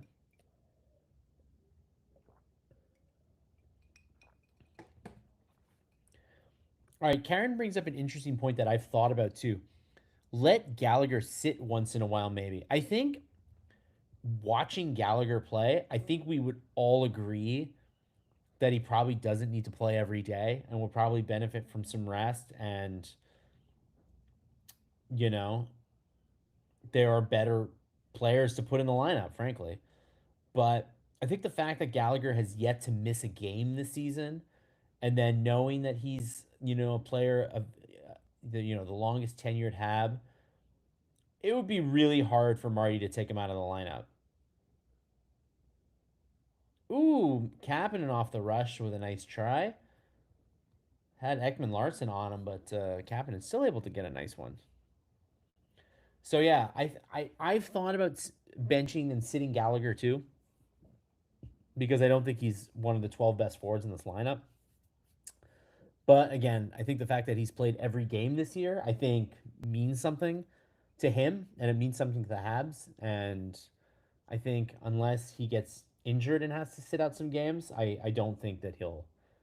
I don't think that they will sit him on merit purely. Is my thought on that.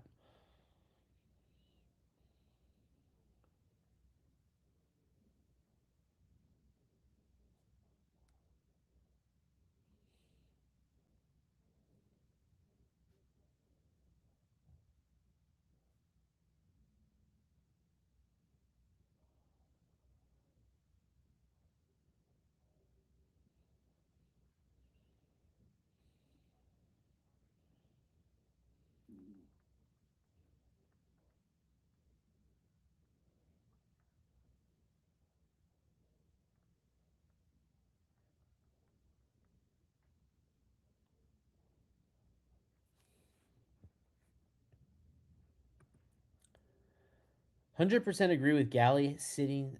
Have to keep him fresh if they are playoff bound.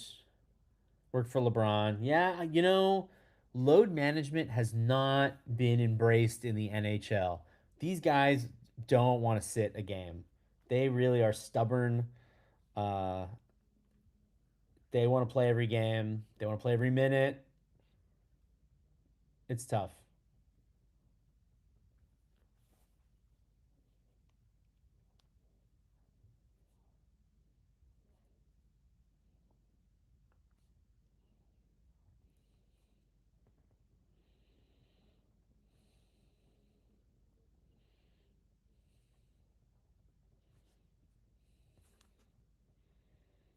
When does March Madness start? 2 weeks, I want to say. 2 weeks, I think. Maybe a week. Maybe next. There's still some tournaments. There's still some divisional tournaments to go through, right? To find the ranking. I would say mid March, 2 weeks. Nice play by Cowan getting into the zone, but couldn't get him around Hutson and had his shot easily stopped by Dobesh.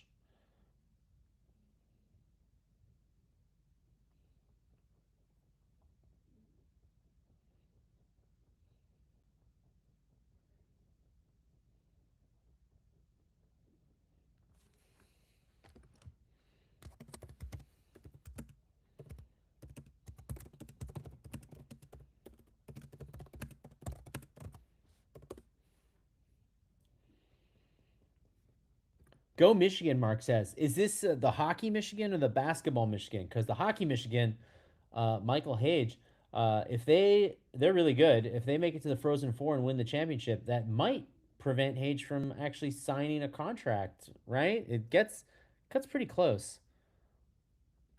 Karen asks, does anyone here watch Canadian university football? I used to a lot. I don't know why I don't anymore.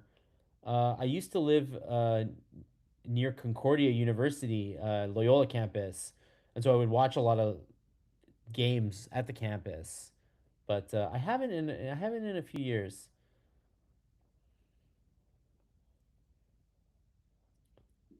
Benoit with the big slap shot, and Dobesh, man, he is looking real cool tonight.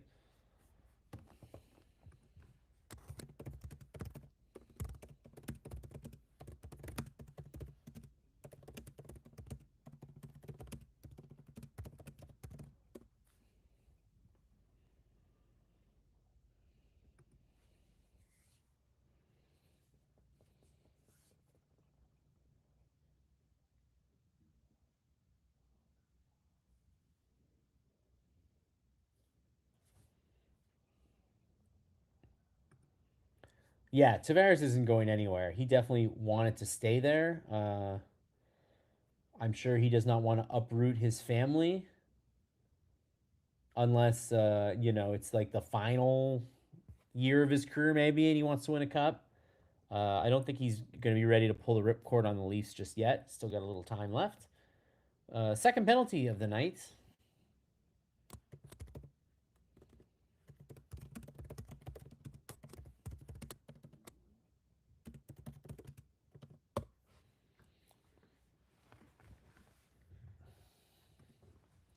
Got a second Leafs power play coming up. Easton Cowan looking pretty good, trying to drive the net, and Hutson just kind of hog tied him. Can't do that. Isn't he from tomorrow? John Tavares. John Tavares could not be more Toronto. Oshawa General.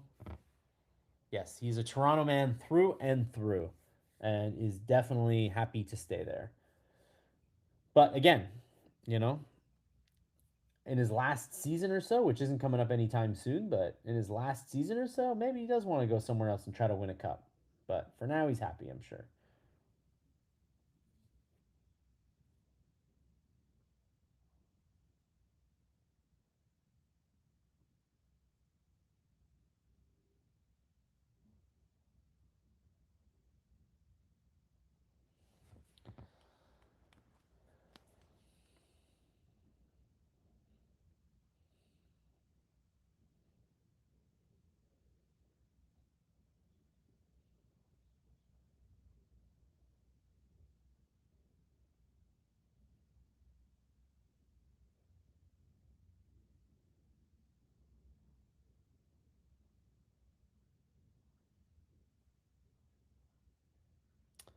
Man, again, another not very impressive power play here for the Leafs.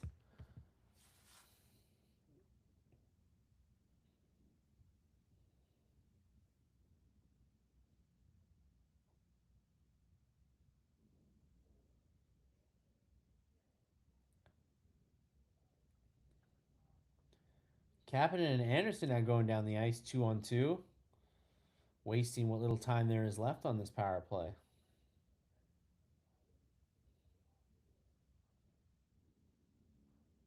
Oh, Michelli with a really nice zone entry, but Dobesh, nice glove save.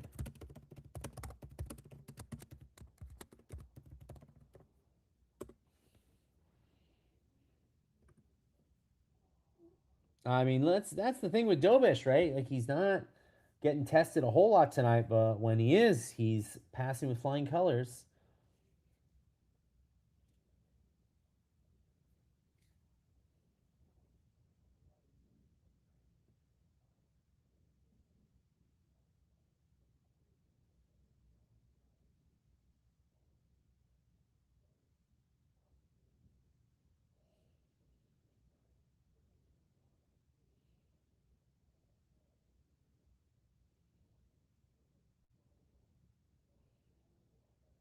Oh, right as the penalty expired, Jake McCabe with a really nice one-timer off a saucer pass, and Dobish had to look sharp on that one. He had a lot of traffic in front too. Nice save.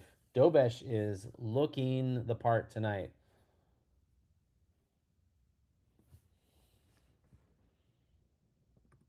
Dobish looks so calm, doesn't he? This guy looks not rattled at all tonight. Despite the fact that there've been some pretty like long gaps where he hasn't really faced much, really doesn't seem bothered at all.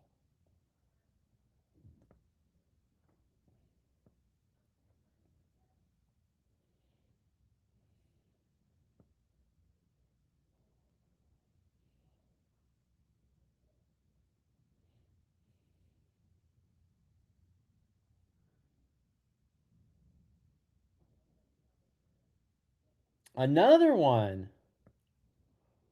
Austin Matthews picked up the rebound in front of Dobesh and couldn't find any room to try to beat him. Dobesh is really come out of his net on that one. I mean,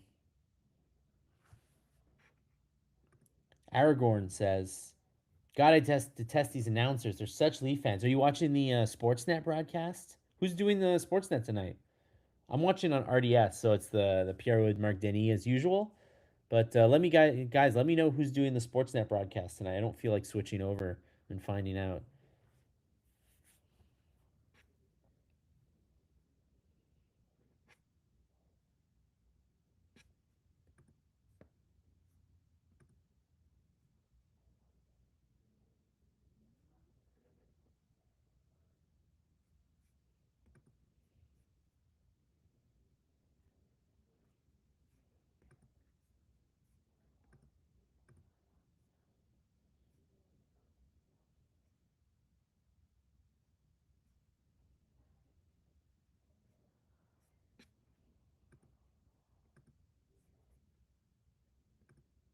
Oh, it's Cuthbert and Simpson. Yes, I have long said about. I mean, Cuthbert. I mean, is such a decorated play-by-play guy. You know, but I think he's just good corporate man.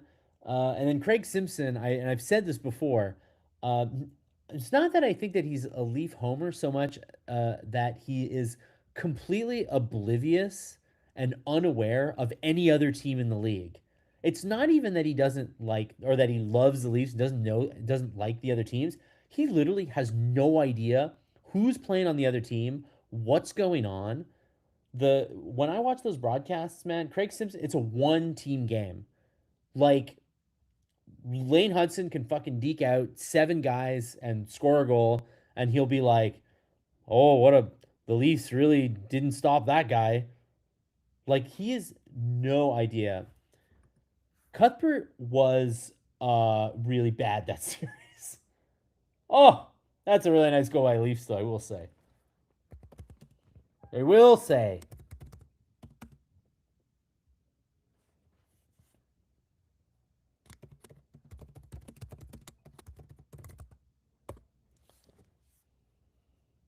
Or sorry, it's 2-1. Sorry, 2-1, 2-1 Habs. Sorry, 2-1 Habs, not 2-1 Leafs. Very nice play. Nylander, Cowan, Nylander. Matthews coming up the rear.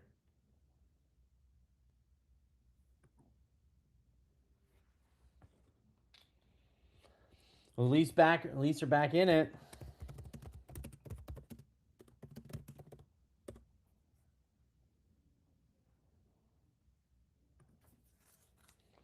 As you guys were worried about that in the second period, that the Canadians were like slowing down in the period, and sure enough, that is what happened. They've let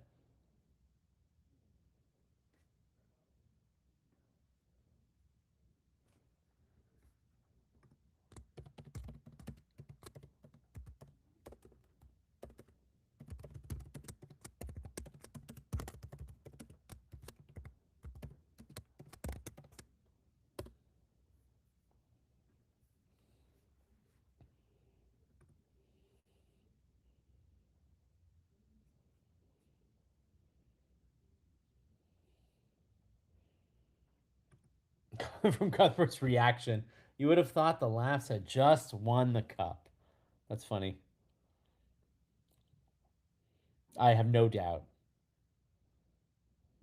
His favorite Austin Matthews touched the puck. Didn't get an assist on it though. Was that Dobson? Yes. The answer is yes. It was Dobson.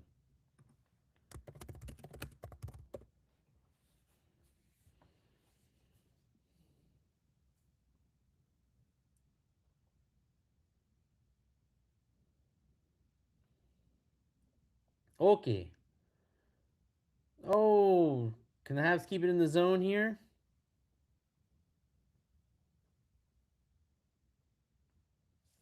Nice try by Kapanen here. Okay, the Habs are back in the zone. Can they try to get something going? They haven't really gotten anything going this period. Nice give and go, Demidov and Hutson, but it ends up with the puck. Ooh, that was a risky. Could have been too many men there. The Habs operating the puck as they're going on a line change.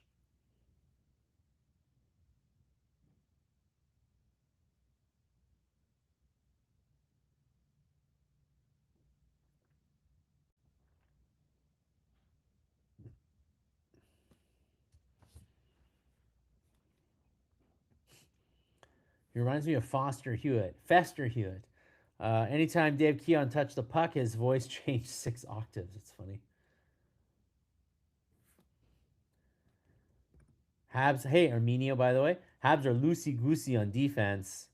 Bob goes, yeah, Dobson lost his guy. Rick goes, of course it's Dobson. Yeah, Dobson, you get a little.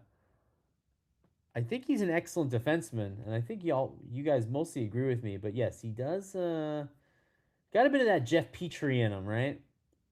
Jeff Petrie was such a instrumental prime. Jeff Petrie was such an instrumental part of this team as like a big puck moving defenseman. But there is every so often a play where you're just like, "Oh." And Dobson's got that in him. Some guy from the Leafs had a little spill in front. Islander fans were happy when Dobson got traded. He kept his traits here in Montreal, but added a little more scoring. You know what I will say about that. Again, I think Dobson has made this team a lot better. I think that's like pretty clear. I will say about the Islanders though, if they had not won the lottery and they had not gotten Matthew Schaefer, that team would be having a very different conversation right now about where they are. Ugh, Habs down very nice on this shift, but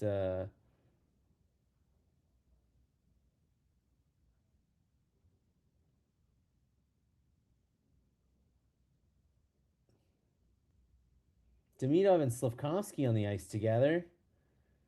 Can they make some magic happen?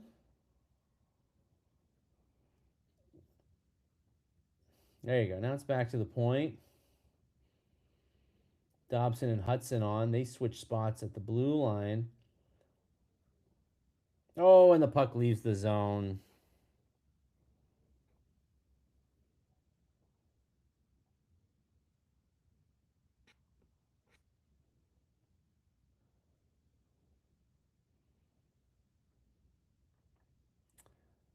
Canes had a really good chance there with the Leafs hemmed in their zone, but they could not take advantage.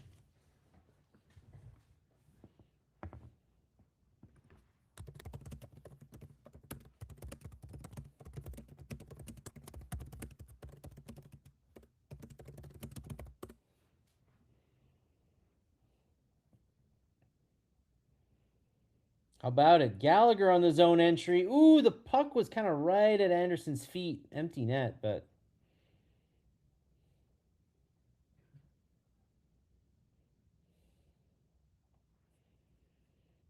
we got about 25 seconds left to go here. One last rush for the Leafs.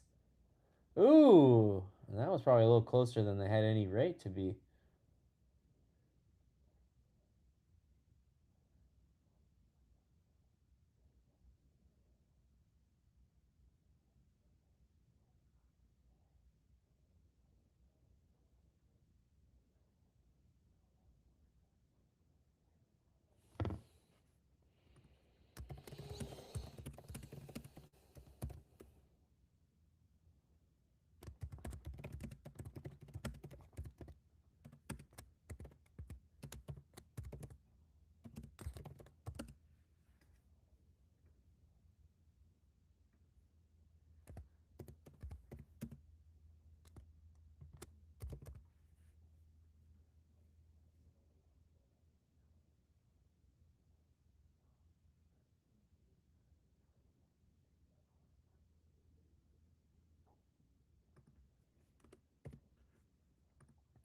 All right, well, second period over. It's 2-1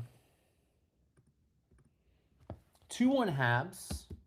Nylander's the only goal in the second period. Leafs outshot the Habs 11-6 in the second period.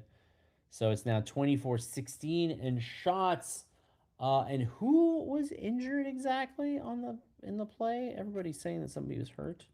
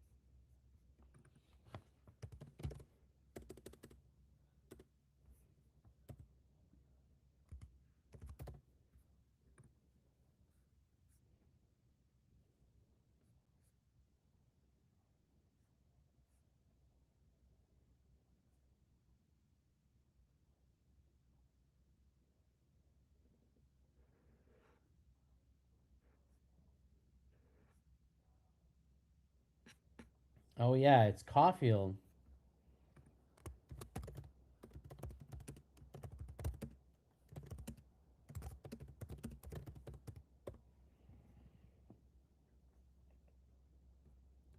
I don't know what's up, but Caulfield did not play his last two shifts. He was on the bench, but he did not do anything. So I don't know what's going on. Dobson 100% for this. Rick says, one more time for those who didn't pay attention. What's my schedule? Okay, the schedule.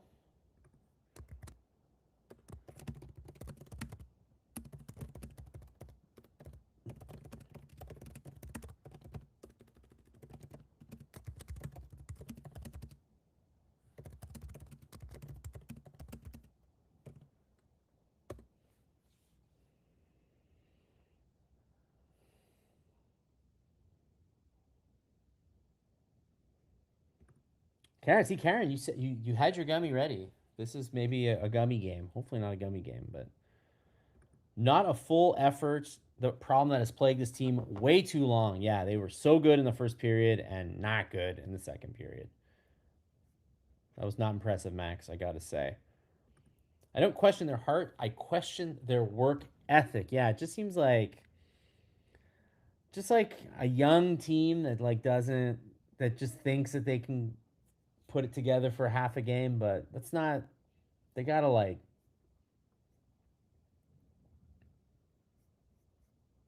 they gotta not be that way. But yeah, a little worrisome here about Cole Caulfield. Well, I'll get you more. I'll get you more when I get more.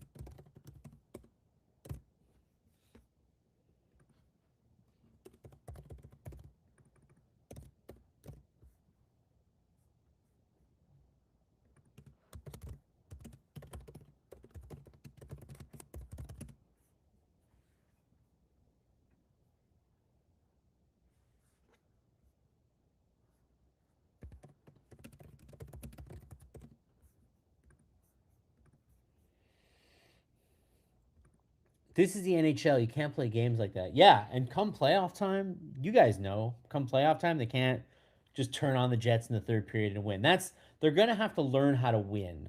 I think, like learn how to thoroughly win. That's like the next step of this young team. They're gonna have to figure that one out. Wow, the Sabres up 4-1 on the Sharks, man. I do not want to meet the Sabres in the first round. That team is red hot.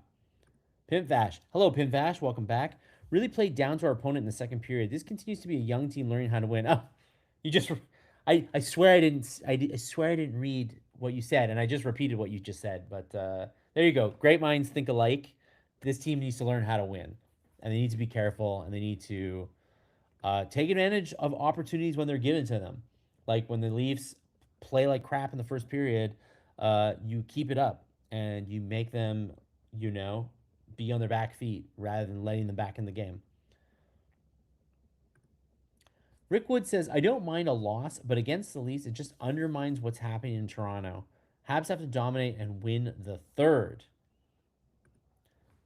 Max says they have to learn how to win, or they will quickly learn how to lose. Well, you do learn how to lose, and then you learn how to win. Is how the which is why I was so happy about they made the playoffs last year because I was like, you know what, getting a taste of getting your ass beat in the playoffs is going to be good for this team.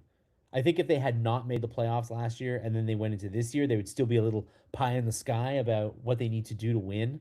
They got a pretty good example firsthand last year of the type of team they need to be if they want to win. They are not that team yet. They're still not going to win. You know, they're not going to win the cup this year. I think we can all say that. But they're a very talented offensive team, and they just got they got to be a full team rather than just a team that will outscore you most nights, which is cool, which is fun to watch, but is not a guarantee of success. That's for sure. Dobson is being blamed for losing his guy, but that goal was due to yet another careless turnover.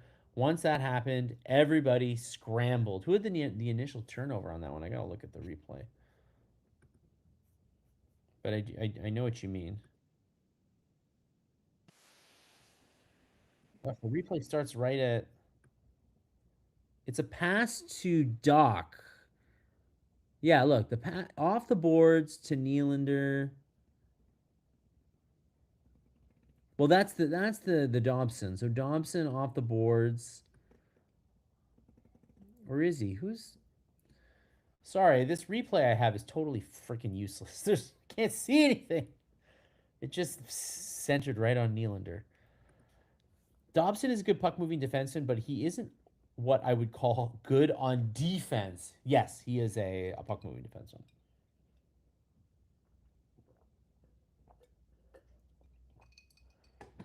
Look, I think the logic behind getting him was I think the Habs saw a team like Colorado that has Makar and Taves and was like, okay, we need our like 1-2 on defense. But they're gonna need to surround those guys with like defensive players. Matheson, I think they feel qualifies as such. I don't know if you guys would. That's I guess I think the problem. I think the shutdown guys that they have, Matheson and Gooley, like have not they're not like perfect for that role. Gooley should be getting there, but he's had some developmental hiccups and he's not quite there yet. But or maybe won't at all. But I mean that was the logic of getting Reinbacher, right? Reinbacher is maybe not like the most sexy draft pick, but they think they were like we need a shutdown guy to complement our offensive defenseman, but like they don't quite have that mix on the defense yet. And then this is where like Jackeye and Carrier come in, where it's like, well, they need to be a little, they need to be more reliable, and they're not. 2 points tonight is a must. Well, I mean, if they cough up a third period lead to the Leafs, like, it says a lot about your team. That would be a pretty like low character way to go, I would say.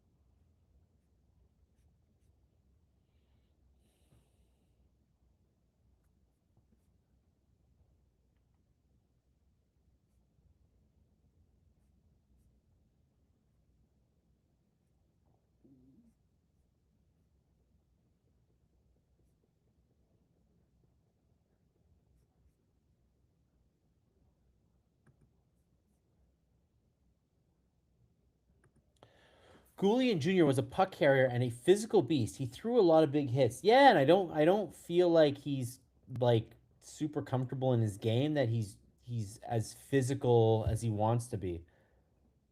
You know what I mean? Reinbacker is not physical, Darcy. He's not physical. I do think that he's like a more of a shutdown guy. Like I don't think the like rugged old school hitting defensemen. There just aren't that many of them left. I think Reinbacker and Gooley are a little more of like the new school of that kind of defenseman. The Habs have three defensemen that are no less than top three on any team. Gooley no less than a four, Carrier and 5'6". That's 80% of defense. Yet they can't defend on this system in place. I know, like that's the thing. On paper, I like all these guys, but I just don't know if the mix is right. I do feel like they need to be like a little heavier. Hello, Al was a man. 2 points tonight is a must. Leafs want to lose, so we must oblige. Bob wants to know, excuse me for asking, but any update on the comments back? Yes, so I do kind of have an update, like sort of. The Gazette is once again changing website. We are migrating to a new website again, and we are doing it very shortly, like within the next couple of weeks. And then at which point, when we're on that website, there will be comments. Maybe not right away, but there will be comments soon enough. So yes, will. It is finally moving. There are meetings that I am not attending that I should probably attend, but I'm not attending. But yes, there will be a brand spanking new Gazette website in a couple weeks. That's not going to be as weird a migration as the last one. That one was a different circumstance. This one is more of like an upgrade as opposed to a the last time, which was just like a whole shift over and a shift back. This one is going to be more of like a long term upgrade. At which point the comments will return soon thereafter. Once we've ironed out all the many problems.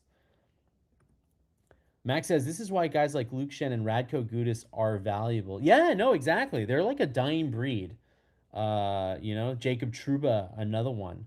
There aren't a lot of guys like that left. And the Canadians, I think when they drafted Gooley, I think they felt like he might grow into somebody like that because he is such a good hitter. And that's also why Arbor Jacki needs to stick around and needs to play because Arbor Jacki can be that guy. He is that rare, big physical defenseman. They don't really trust him, so they don't play him that much. But he's the answer to a lot of questions about how do we make this team a bigger shutdown. You know, who's the Hal Gill who's gonna, the David Savard who's gonna block those shots and hit those guys. Like Jack Guy's the guy who should grow into that role. David says Gooley might be suffering from a fear of getting injured again and doesn't play the physical game properly. I think that definitely has a bit to do with it. I think Kirby Doc explained it pretty well last year that like he didn't even realize it. Like he would play and he'd be like, "Oh, I guess I'm doing okay." And then he would go watch video afterwards and he's like, "Holy crap, like I am a big baby that that can't that's like shying away from physical play." So I definitely think Gooley's that right now. And the other issue with Gooley that I see is that he's had to play on the right side. Today he's on the left side, but up until like the past few games he was playing on the right side, which I don't think works for him at all. I don't think he's good on the right side. Um, I miss Alexei Emelin. That boy hit to hurt. Alexei Emelin was one of my favorite defensemen when he came over. Loved having him. You had you skated in the zone, you had to keep your head up.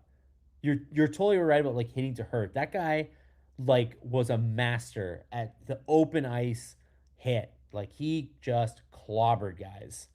Loved him. Would love somebody like that. But yeah, they're just few and far between.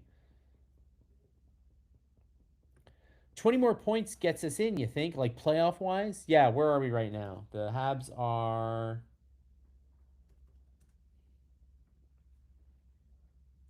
at 78. Yes, if they get 98, that would be a pretty I think that would be a pretty strong bet to make it in. If the Habs lose this game, I will be worried, Max says. You don't toss points away. Yes. I would say blowing a 2-0 lead against the Leafs would be a pretty disastrous. I would be pretty like, mm, like really? Karen says, I miss David Savard. David Savard, man, what a warrior for the Habs. Had to play some really tough minutes. He was a guy who was like probably on most other teams was going to go down to like a sixth defenseman, fifth, sixth defenseman, and on the Habs because he came on and then they started the rebuild was kind of a number 3, 4, and some nights a number 2, which like probably shouldn't have been, but he still did it all. Block shots, scored a couple of nice goals. Absolute warrior. That's why he's still in the organization. He was amazing. He really like for what he was asked to do. He you know he gave it his all. Provided the other teams don't get 20, we're in a wild card. Yes, true. David says, yes, Emlyn was a beast. Sure was. Max says, I like Savar too, although his uniform looked very tight on him. Yeah, he's a big beefy dude. Again, throwback, right? Total throwback. I mean, we've talked about it. Gooley, Reinbacker, Dobson, Matheson, strong guys, but they're pretty lean. Like they're lean. Hey, Caulfield's back out.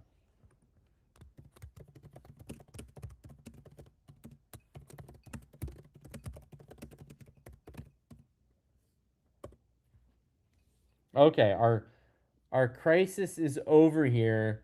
Caulfield is skating again. I mean, he doesn't look like amazing, but he is skating. Jack Eye Ice Time Report playing a solid 821. They blow this game. Who's at fault? Marty. Yeah, if Marty can't if Marty can't get them going against Toronto, against a terrible Toronto team. Oh, I like this. Max says Claude Julien, when he coached Boston, always warned the Bruins about Emlyn before they went on the ice. Love it. Mark says, was going to say we need to finish second or third to avoid Tampa, Carolina in the first round, but Buffalo may grab first. Yeah, I think Buffalo, after that crazy 8-7 game, and now Buffalo's looks like they're going to beat San Jose tonight. I definitely think Buffalo could take the division. Man, the Leafs have played nine straight playoffs, and they've only won one round. It's crazy. Okay, we're back for the first or for the third period rather.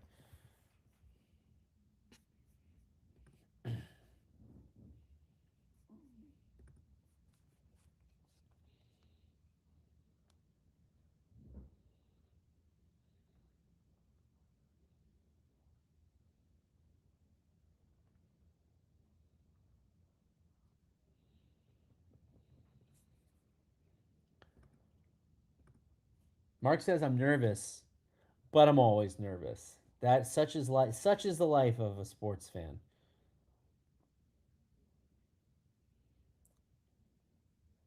Nice play, Matheson to chip it out to Doc, and now they get to establish in the offensive zone. Easy out though.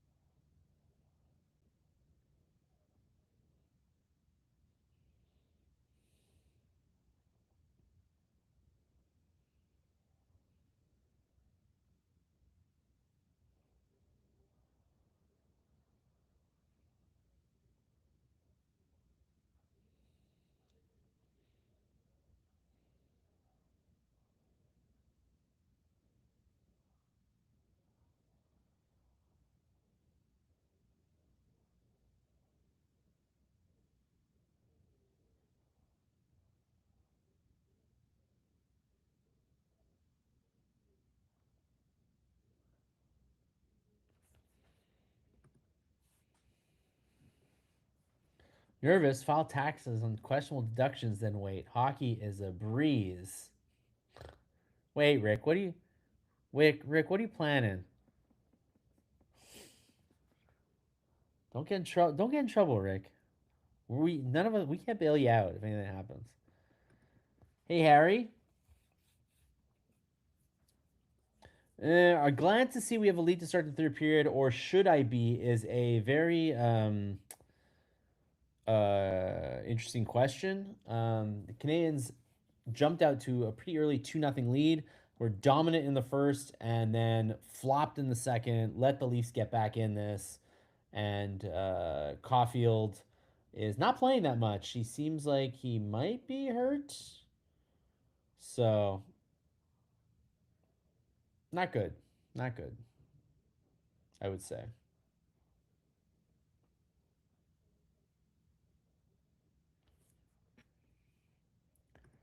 Karen says we won't report you. That's true. We will not. No one here will snitch on you, but I can't bail you.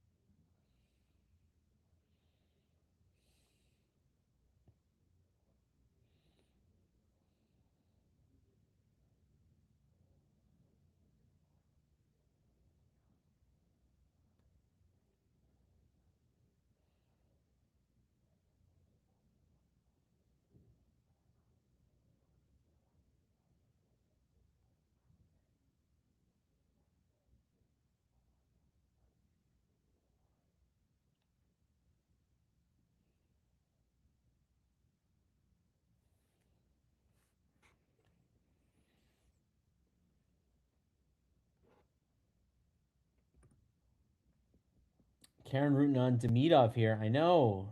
It's been slow for him. Harry says we need to get it back again. Mark knows a thing or two about taxes. Worked for Canada Revenue Agency. Well, then I might call you, man. I kid, I kid.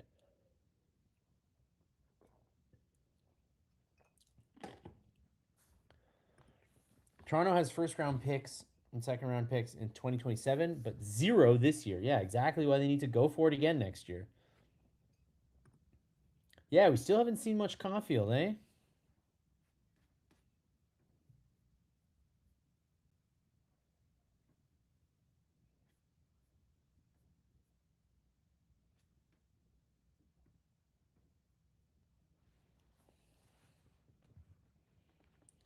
Evans, man, in front of the net again. Great chance.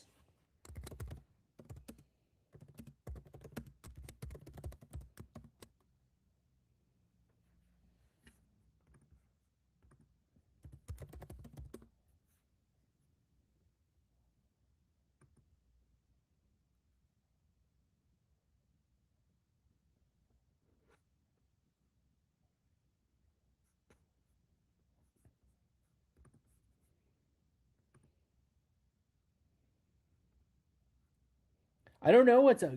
You guys are asking me what's up with Caulfield. I don't know. He's on the bench and he's not playing.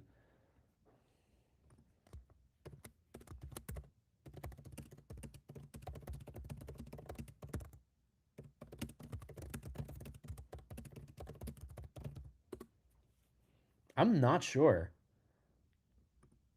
Caulfield, he hasn't left the game. Like, he's there, but he hasn't stepped on the ice since late in the second. And he does not look great, I will say. He is a little grimacy. Uh, yeah, he's on the bench, but I don't know what's up. I heard he limped off and went to the locker room. Yes, we did see that.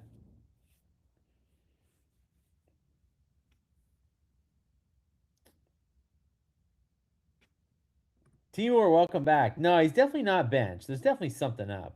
I don't know what. I will let you know when I know, but it's very strange. Yeah, there he is on the bench.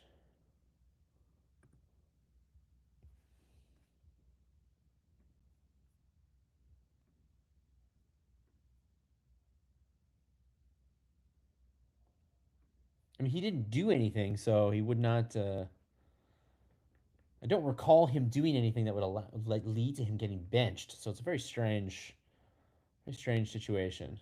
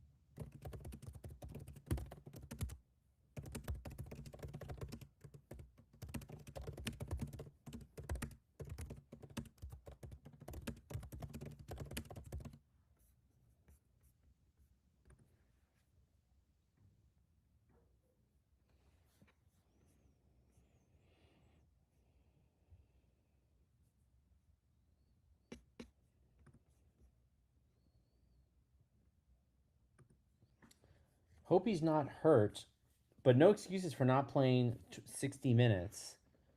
Yeah, but I don't recall him doing anything like totally out of that would warrant it. It's very strange. Normally, injured players stay in the room, right? Why would he just be sitting on the bench? It doesn't make any sense.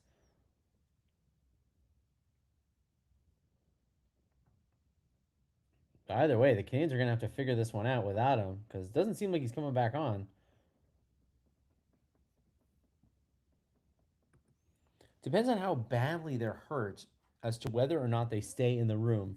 But if you're if you're well enough to be on the bench, you should just play, right? Like it's kind of weird to be in this half and half. Uh,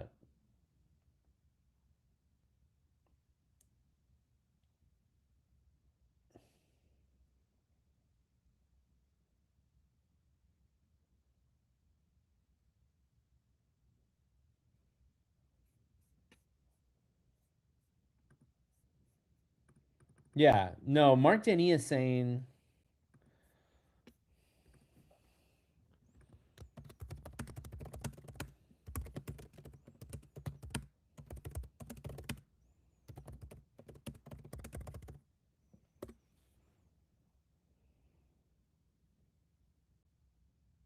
Yeah, Mark Denny's on the bench and he's between the benches for RDS and he's saying that he was saying that there was something about his legs, like he wasn't able to put full pressure on his legs, but he doesn't know what's going on.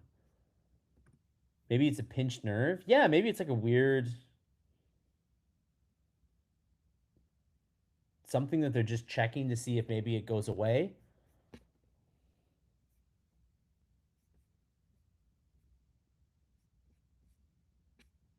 Really strange.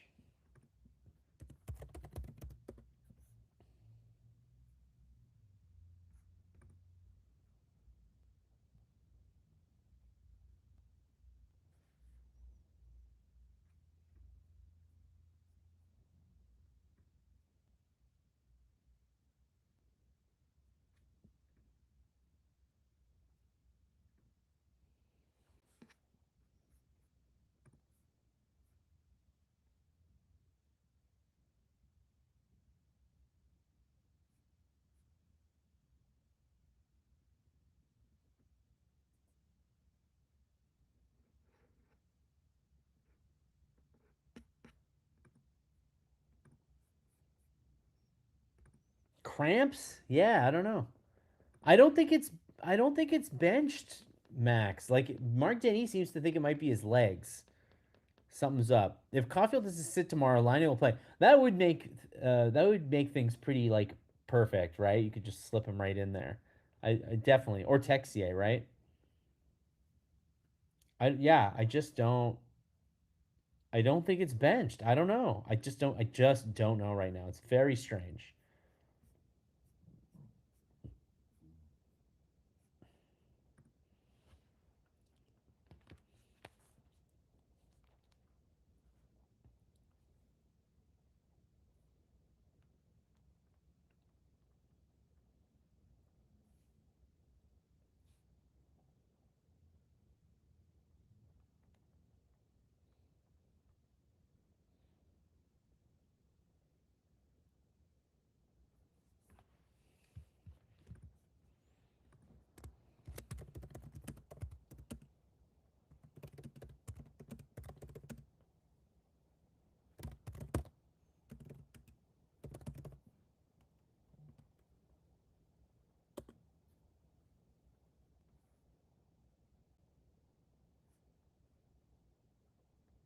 So Caulfield did have a long talk with the trainer on the bench. It seemed like Caulfield fell and then like another Habs player kind of like landed on top of him. That was the last shift, and he definitely looked like in discomfort going back to the bench. So I just don't know, but I don't know exactly what's up.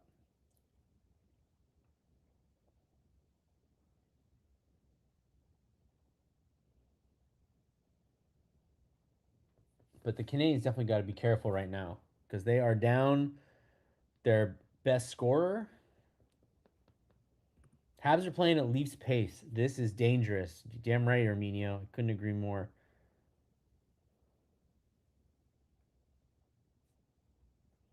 Darcy says, David says, play the Zamboni driver before playing Line. Damn.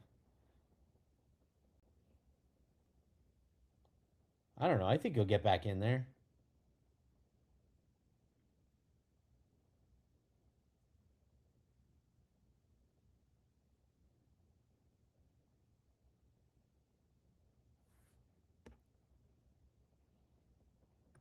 That's a good point. If they get a power play where he can be a little more stationary, is he good enough to play?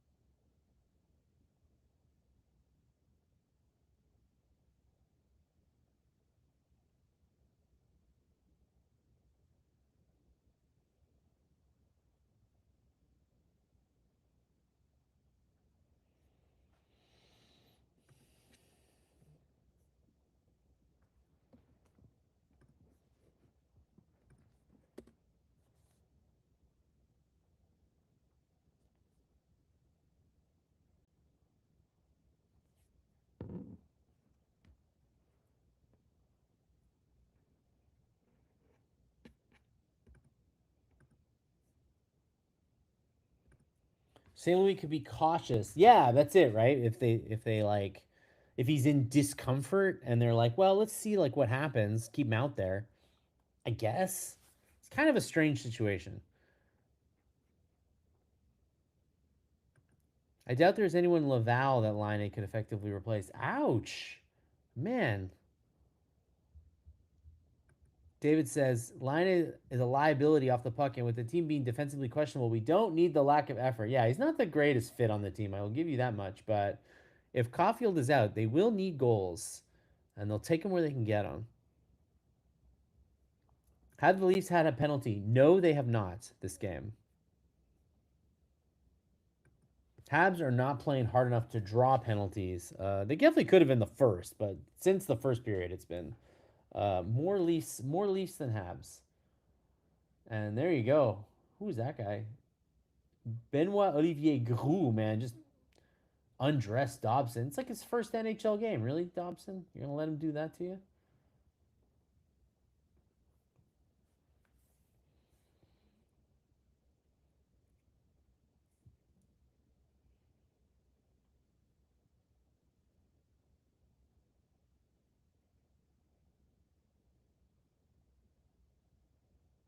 Man, I feel like the Bell Center is quiet, quiet, quiet.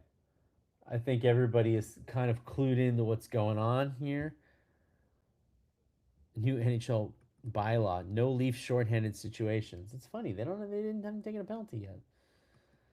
Thomas Moore: maybe if you all clap, coffee will get better. Well, if that were possible, I think people here would be clapping. Bob says Dobson's having a really bad game. Yeah, he really is.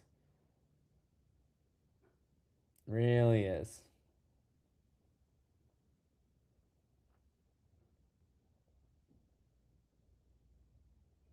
But it's still 2-1 Habs. It's not. Habs still have a lead. And they're still out shooting the Leafs 28-17. 10-28 left in the third. We're now approaching 16 minutes. And now Matheson is down. He just blocked a shot and he's really struggling here. And they're just gonna let them keep playing. And now the Leafs have a really golden opportunity with Matheson. I mean, Matheson's gonna be fine. He's Probably just gonna have a really bad welt, but not a fun shot to block.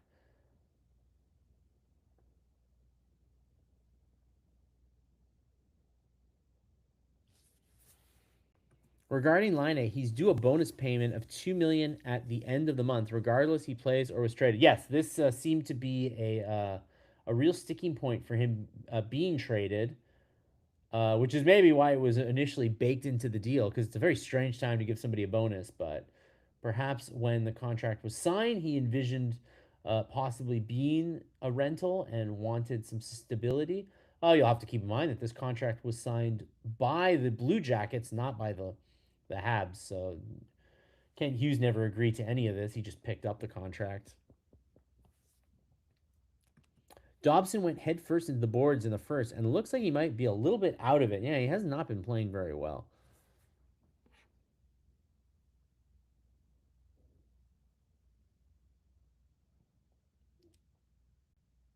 And now Gallagher's down, but we are going to have our first Habs power play of the night. Uh, many bodies on the ice.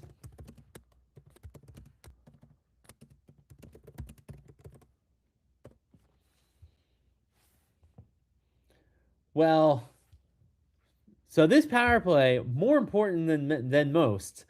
One, they have a chance to actually take a 2 goal lead here and uh, force the Leafs to really try to come back here late. 2 goal deficit would be a lot for them. Their offense isn't that good. And then, is Caulfield good enough to play on the power play? Because if he doesn't play now, then that's, I would say, curtains for him for the night. Domi better not come back to haunt us. Ugh. That explains a lot. Don't they have concussion protocol? Yes, I don't think he has a concussion, but he may have gotten a little nicked up for sure. Madsen Ed Dobson took mean hits. The four blind mice finally caught one. Who takes Cole Caulfield's place? New Hook, maybe? Or Doc? New Hook, I think. Oh, Bolduc could move his way into the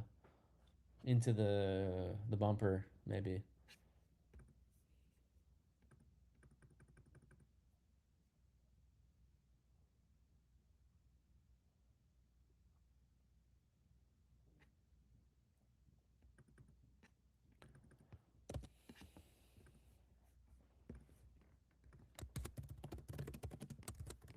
So according to Stu Cowan,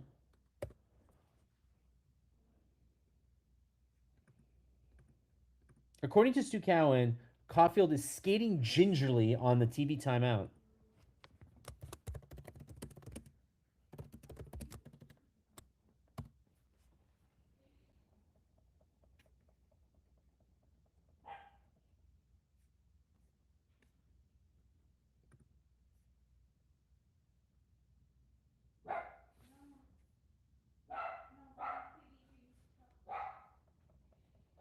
Hey, Caulfield is out, everybody.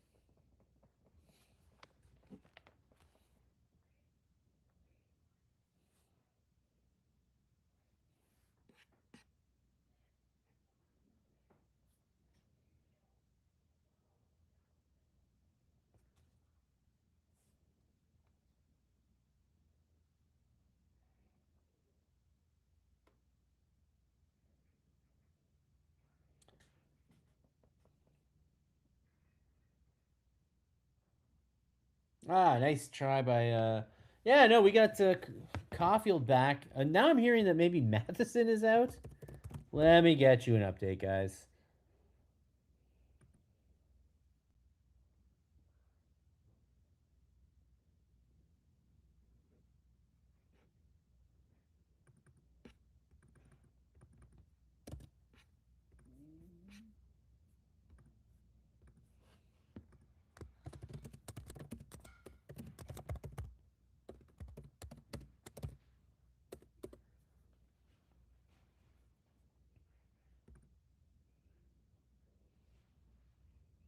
So from Stu Cowan, the trainer is talking with Matheson after he took a shot off his right foot, but he stays on the Habs bench. Looks like he will shake it off.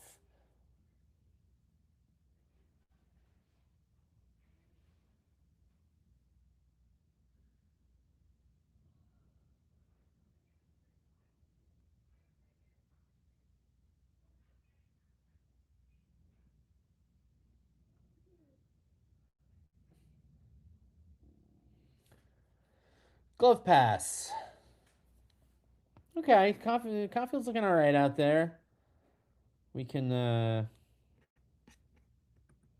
disaster averted, hopefully.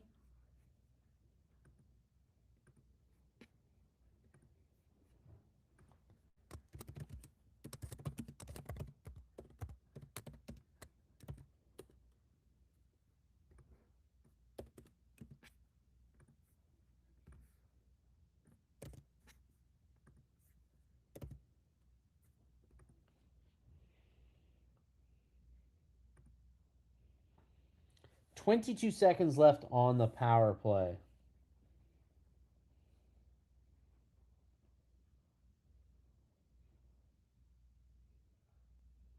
Not much doing on the power play, but hey, Caulfield is on it, so I think we will all accept as is.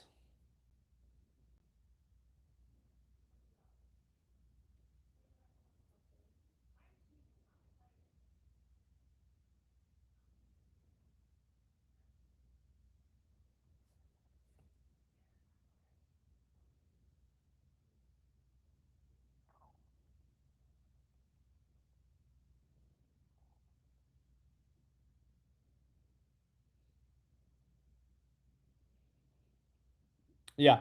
Okay, we're back to 5-on-5.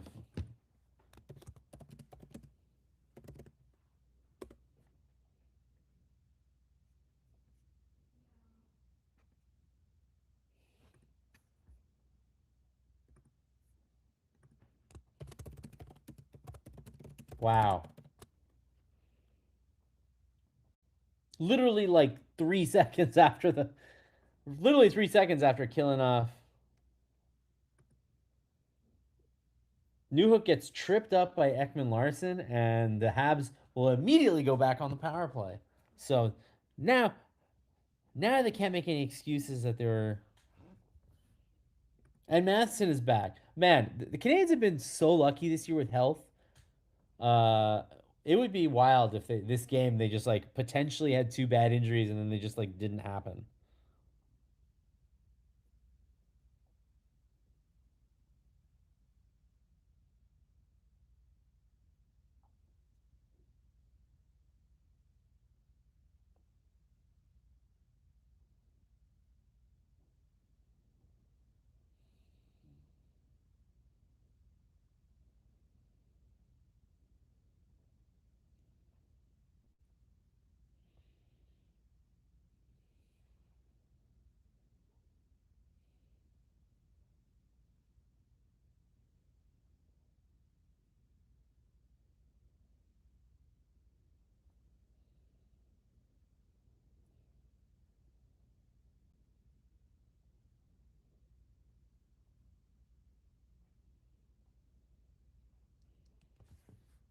Is anyone else's internet not working? My internet's working okay.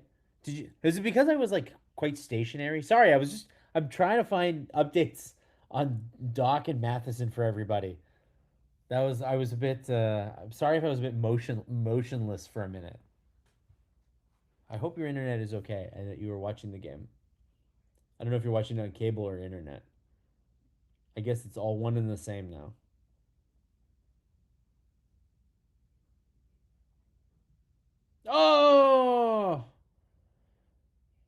Kirby Doc, man, all alone, couldn't get the handle.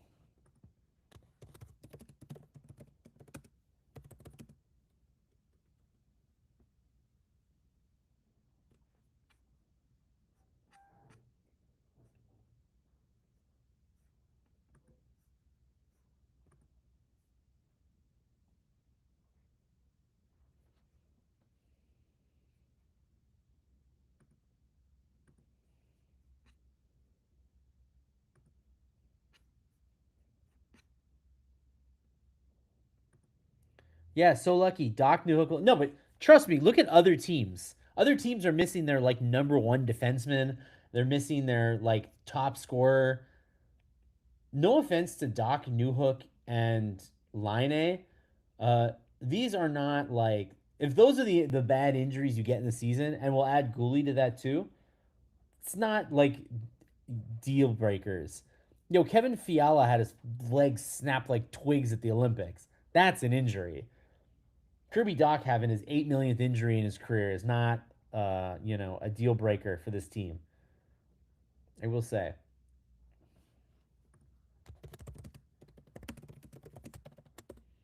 The Habs are 0 for 2 on the power play tonight.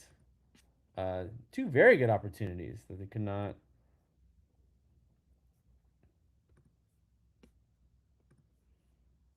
But it'll be interesting to see how much or how little of Cole Caulfield we get from here on in. He's taken two shifts now in the third period only. There is 3:40 left in the third period. Um, Shots are 31-18 Habs, up 2-1. But I can't say that this has been the most impressive shutdown period by the Habs. I mean, this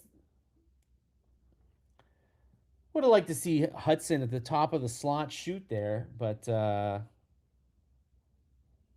instead, Hutson tries to dish it off to Slavkovsky, who I didn't think was didn't quite have a better angle, and he wasn't able to. Yeah, wasn't quite able to get a nice shot off. I think Hutson should have tried shooting there, personally. Anyways, we've got. We're now at 3:19 to go in the third period.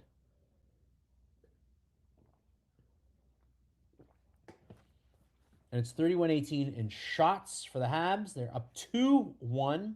They scored both goals in the first period. They had a 2-0 lead as late as into 14:33 of the second period when William Nylander scored, capped off a very nice comeback period for the Leafs. The Leafs were definitely the better team in the second period. It's 8-2 shots for the Habs in the third, which might surprise you guys a little bit because it's been kind of like a. I wouldn't say either team has been dominant in the third period. It's been like a pretty murky third period. But the Habs did get two power plays, neither of which they scored on. So that's a big glass of vodka. Guys, trust me when I say I wish it was vodka. This is just good old H2O. Who's 77 for the Habs? That would be one Kirby Doc. Kirby Doc. He missed a very nice one timer attempt earlier off a pass from Dobson. Didn't quite work out, but I think Kirby Doc is playing pretty well on the third line, actually. I don't think. I think he's another. I think he's just another Josh Anderson in this world. A guy who's maybe going to find his game as a third line player, playing 12 to 14 high energy minutes a night instead of being a top line guy. Which, given his size and talent level, is pretty disappointing. But you know what? An NHL career is an NHL career, and if Kirby Doc levels out as a decent third line player, I'd still be pretty happy with that. Of course, being a decent third line player probably becomes that somewhere else. I don't think, logically speaking, I don't think the Habs are going to pay him third line. I don't think he's gonna look for more than third line money, and then the Habs may or may not want to keep him. We'll see. Karen says, doesn't look good. It's 2:46 now. Still just a 1-goal game. I'm sure the Leafs will be looking to pull their goalie soon. Or maybe not. Berube is a pretty conservative coach. Aragorn likes the new lines. I too like New Hook on the second line. Yeah, goalie pulled.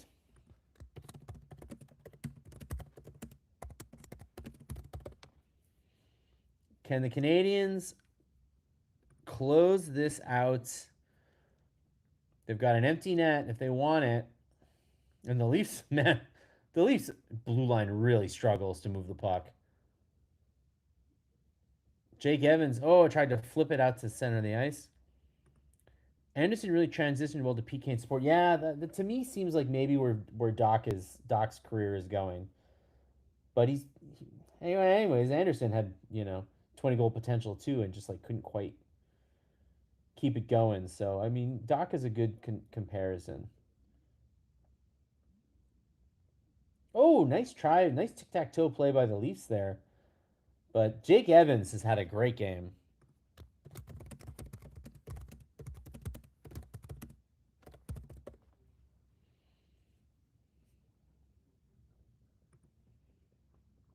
And that's going to be an icing. But hey, there's a minute 17 left. You'll take it. Jake Evans had a great game tonight, by the way. Warrior stuff as always. Big face-offs. Just doing a lot of thankless work in the defensive zone. But then he's also had a couple of scoring chances. Moving his feet. Really nice game by Jake Evans, who is just like the bottom six glue guy. Am I hosting tomorrow or I'm slacking? I am actually tomorrow we are expecting a very bad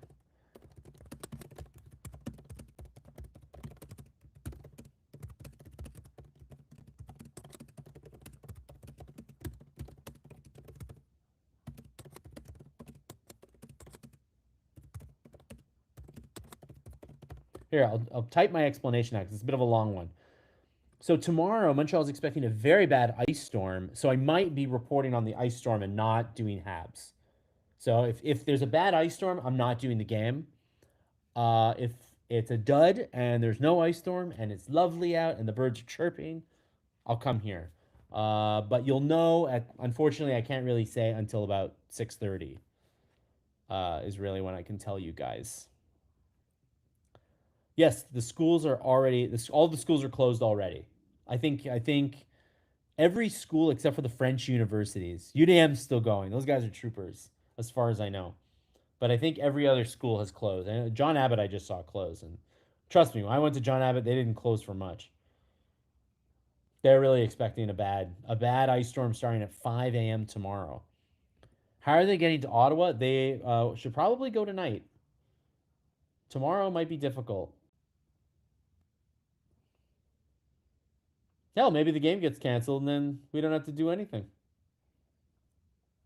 All right, 48 seconds to go, and the Leafs have pulled their goalie, and they are pretty firm in the Habs zone right now.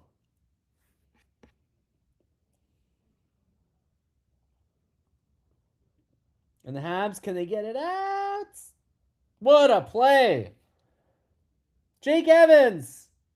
Empty netter! This game is over.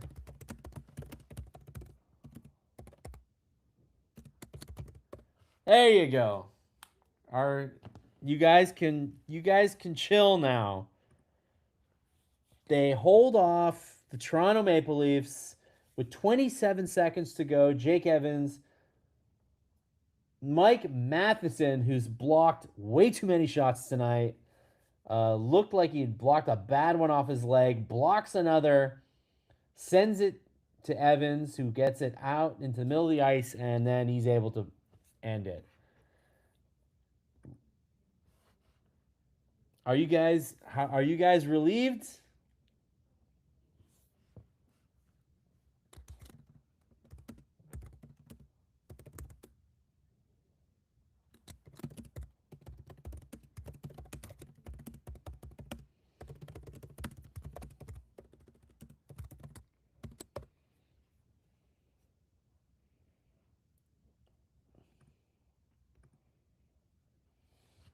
All right, let me know how you feel about Cole Caulfield before we say goodbye.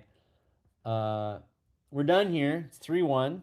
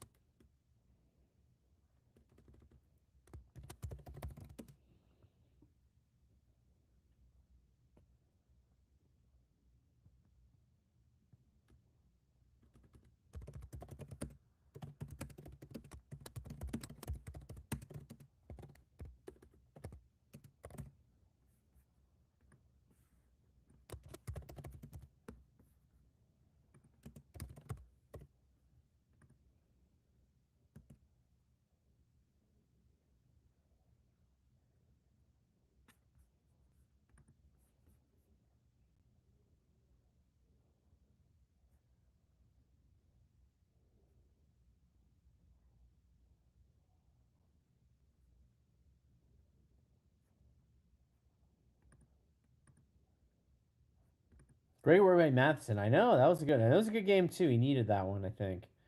Good luck with the storm. Thank you very much. I might be out there. We'll see. Woohoo! Indeed, wasn't pretty. Diving poke pass after the big block. Exactly.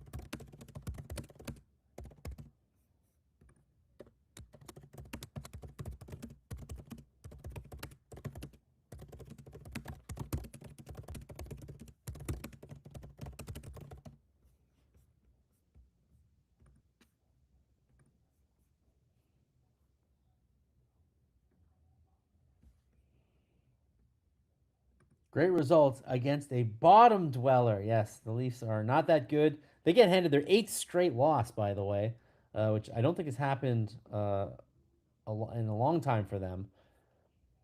If Cole Caulfield is injured, rest him. No need to aggravate further. Yeah, I think hopefully that's. Oh, thank you, Aragon. Thank you for coming. Karen says he'll be okay. He'll shake it off.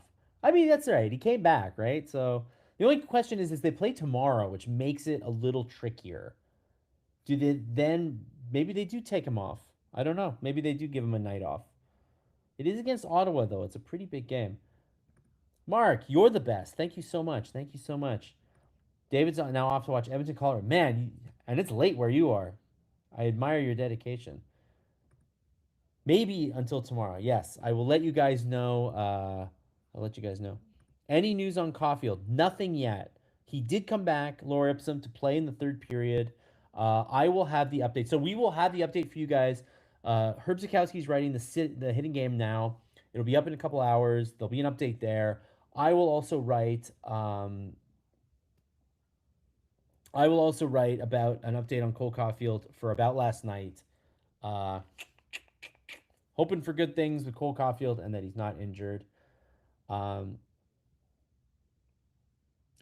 Karen Rooney says, one last thing. My youngest son is a suicide survivor and autistic and trying to come back to Quebec from BC, hopefully Friday. Send him some good vibes. Tell him to be very safe. The weather is not amazing.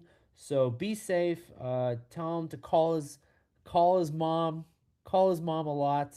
I send you good vibes, Karen, and I hope that tomorrow's ice storm is a big dud for everybody and that everybody's a okay. Armenio says sit Caulfield if there's any doubt. Ryan Katz says Dobish wasn't that busy. Why not start him auto? Hey, why not start him every game the rest of the way? Nobody wants to see Montembeau anymore. All right, guys. So yes, stay tuned to the Gazette. We will have Cole Caulfield updates as they arrive. We will let you know. Holy hell, who knows what the Canadians will do without him?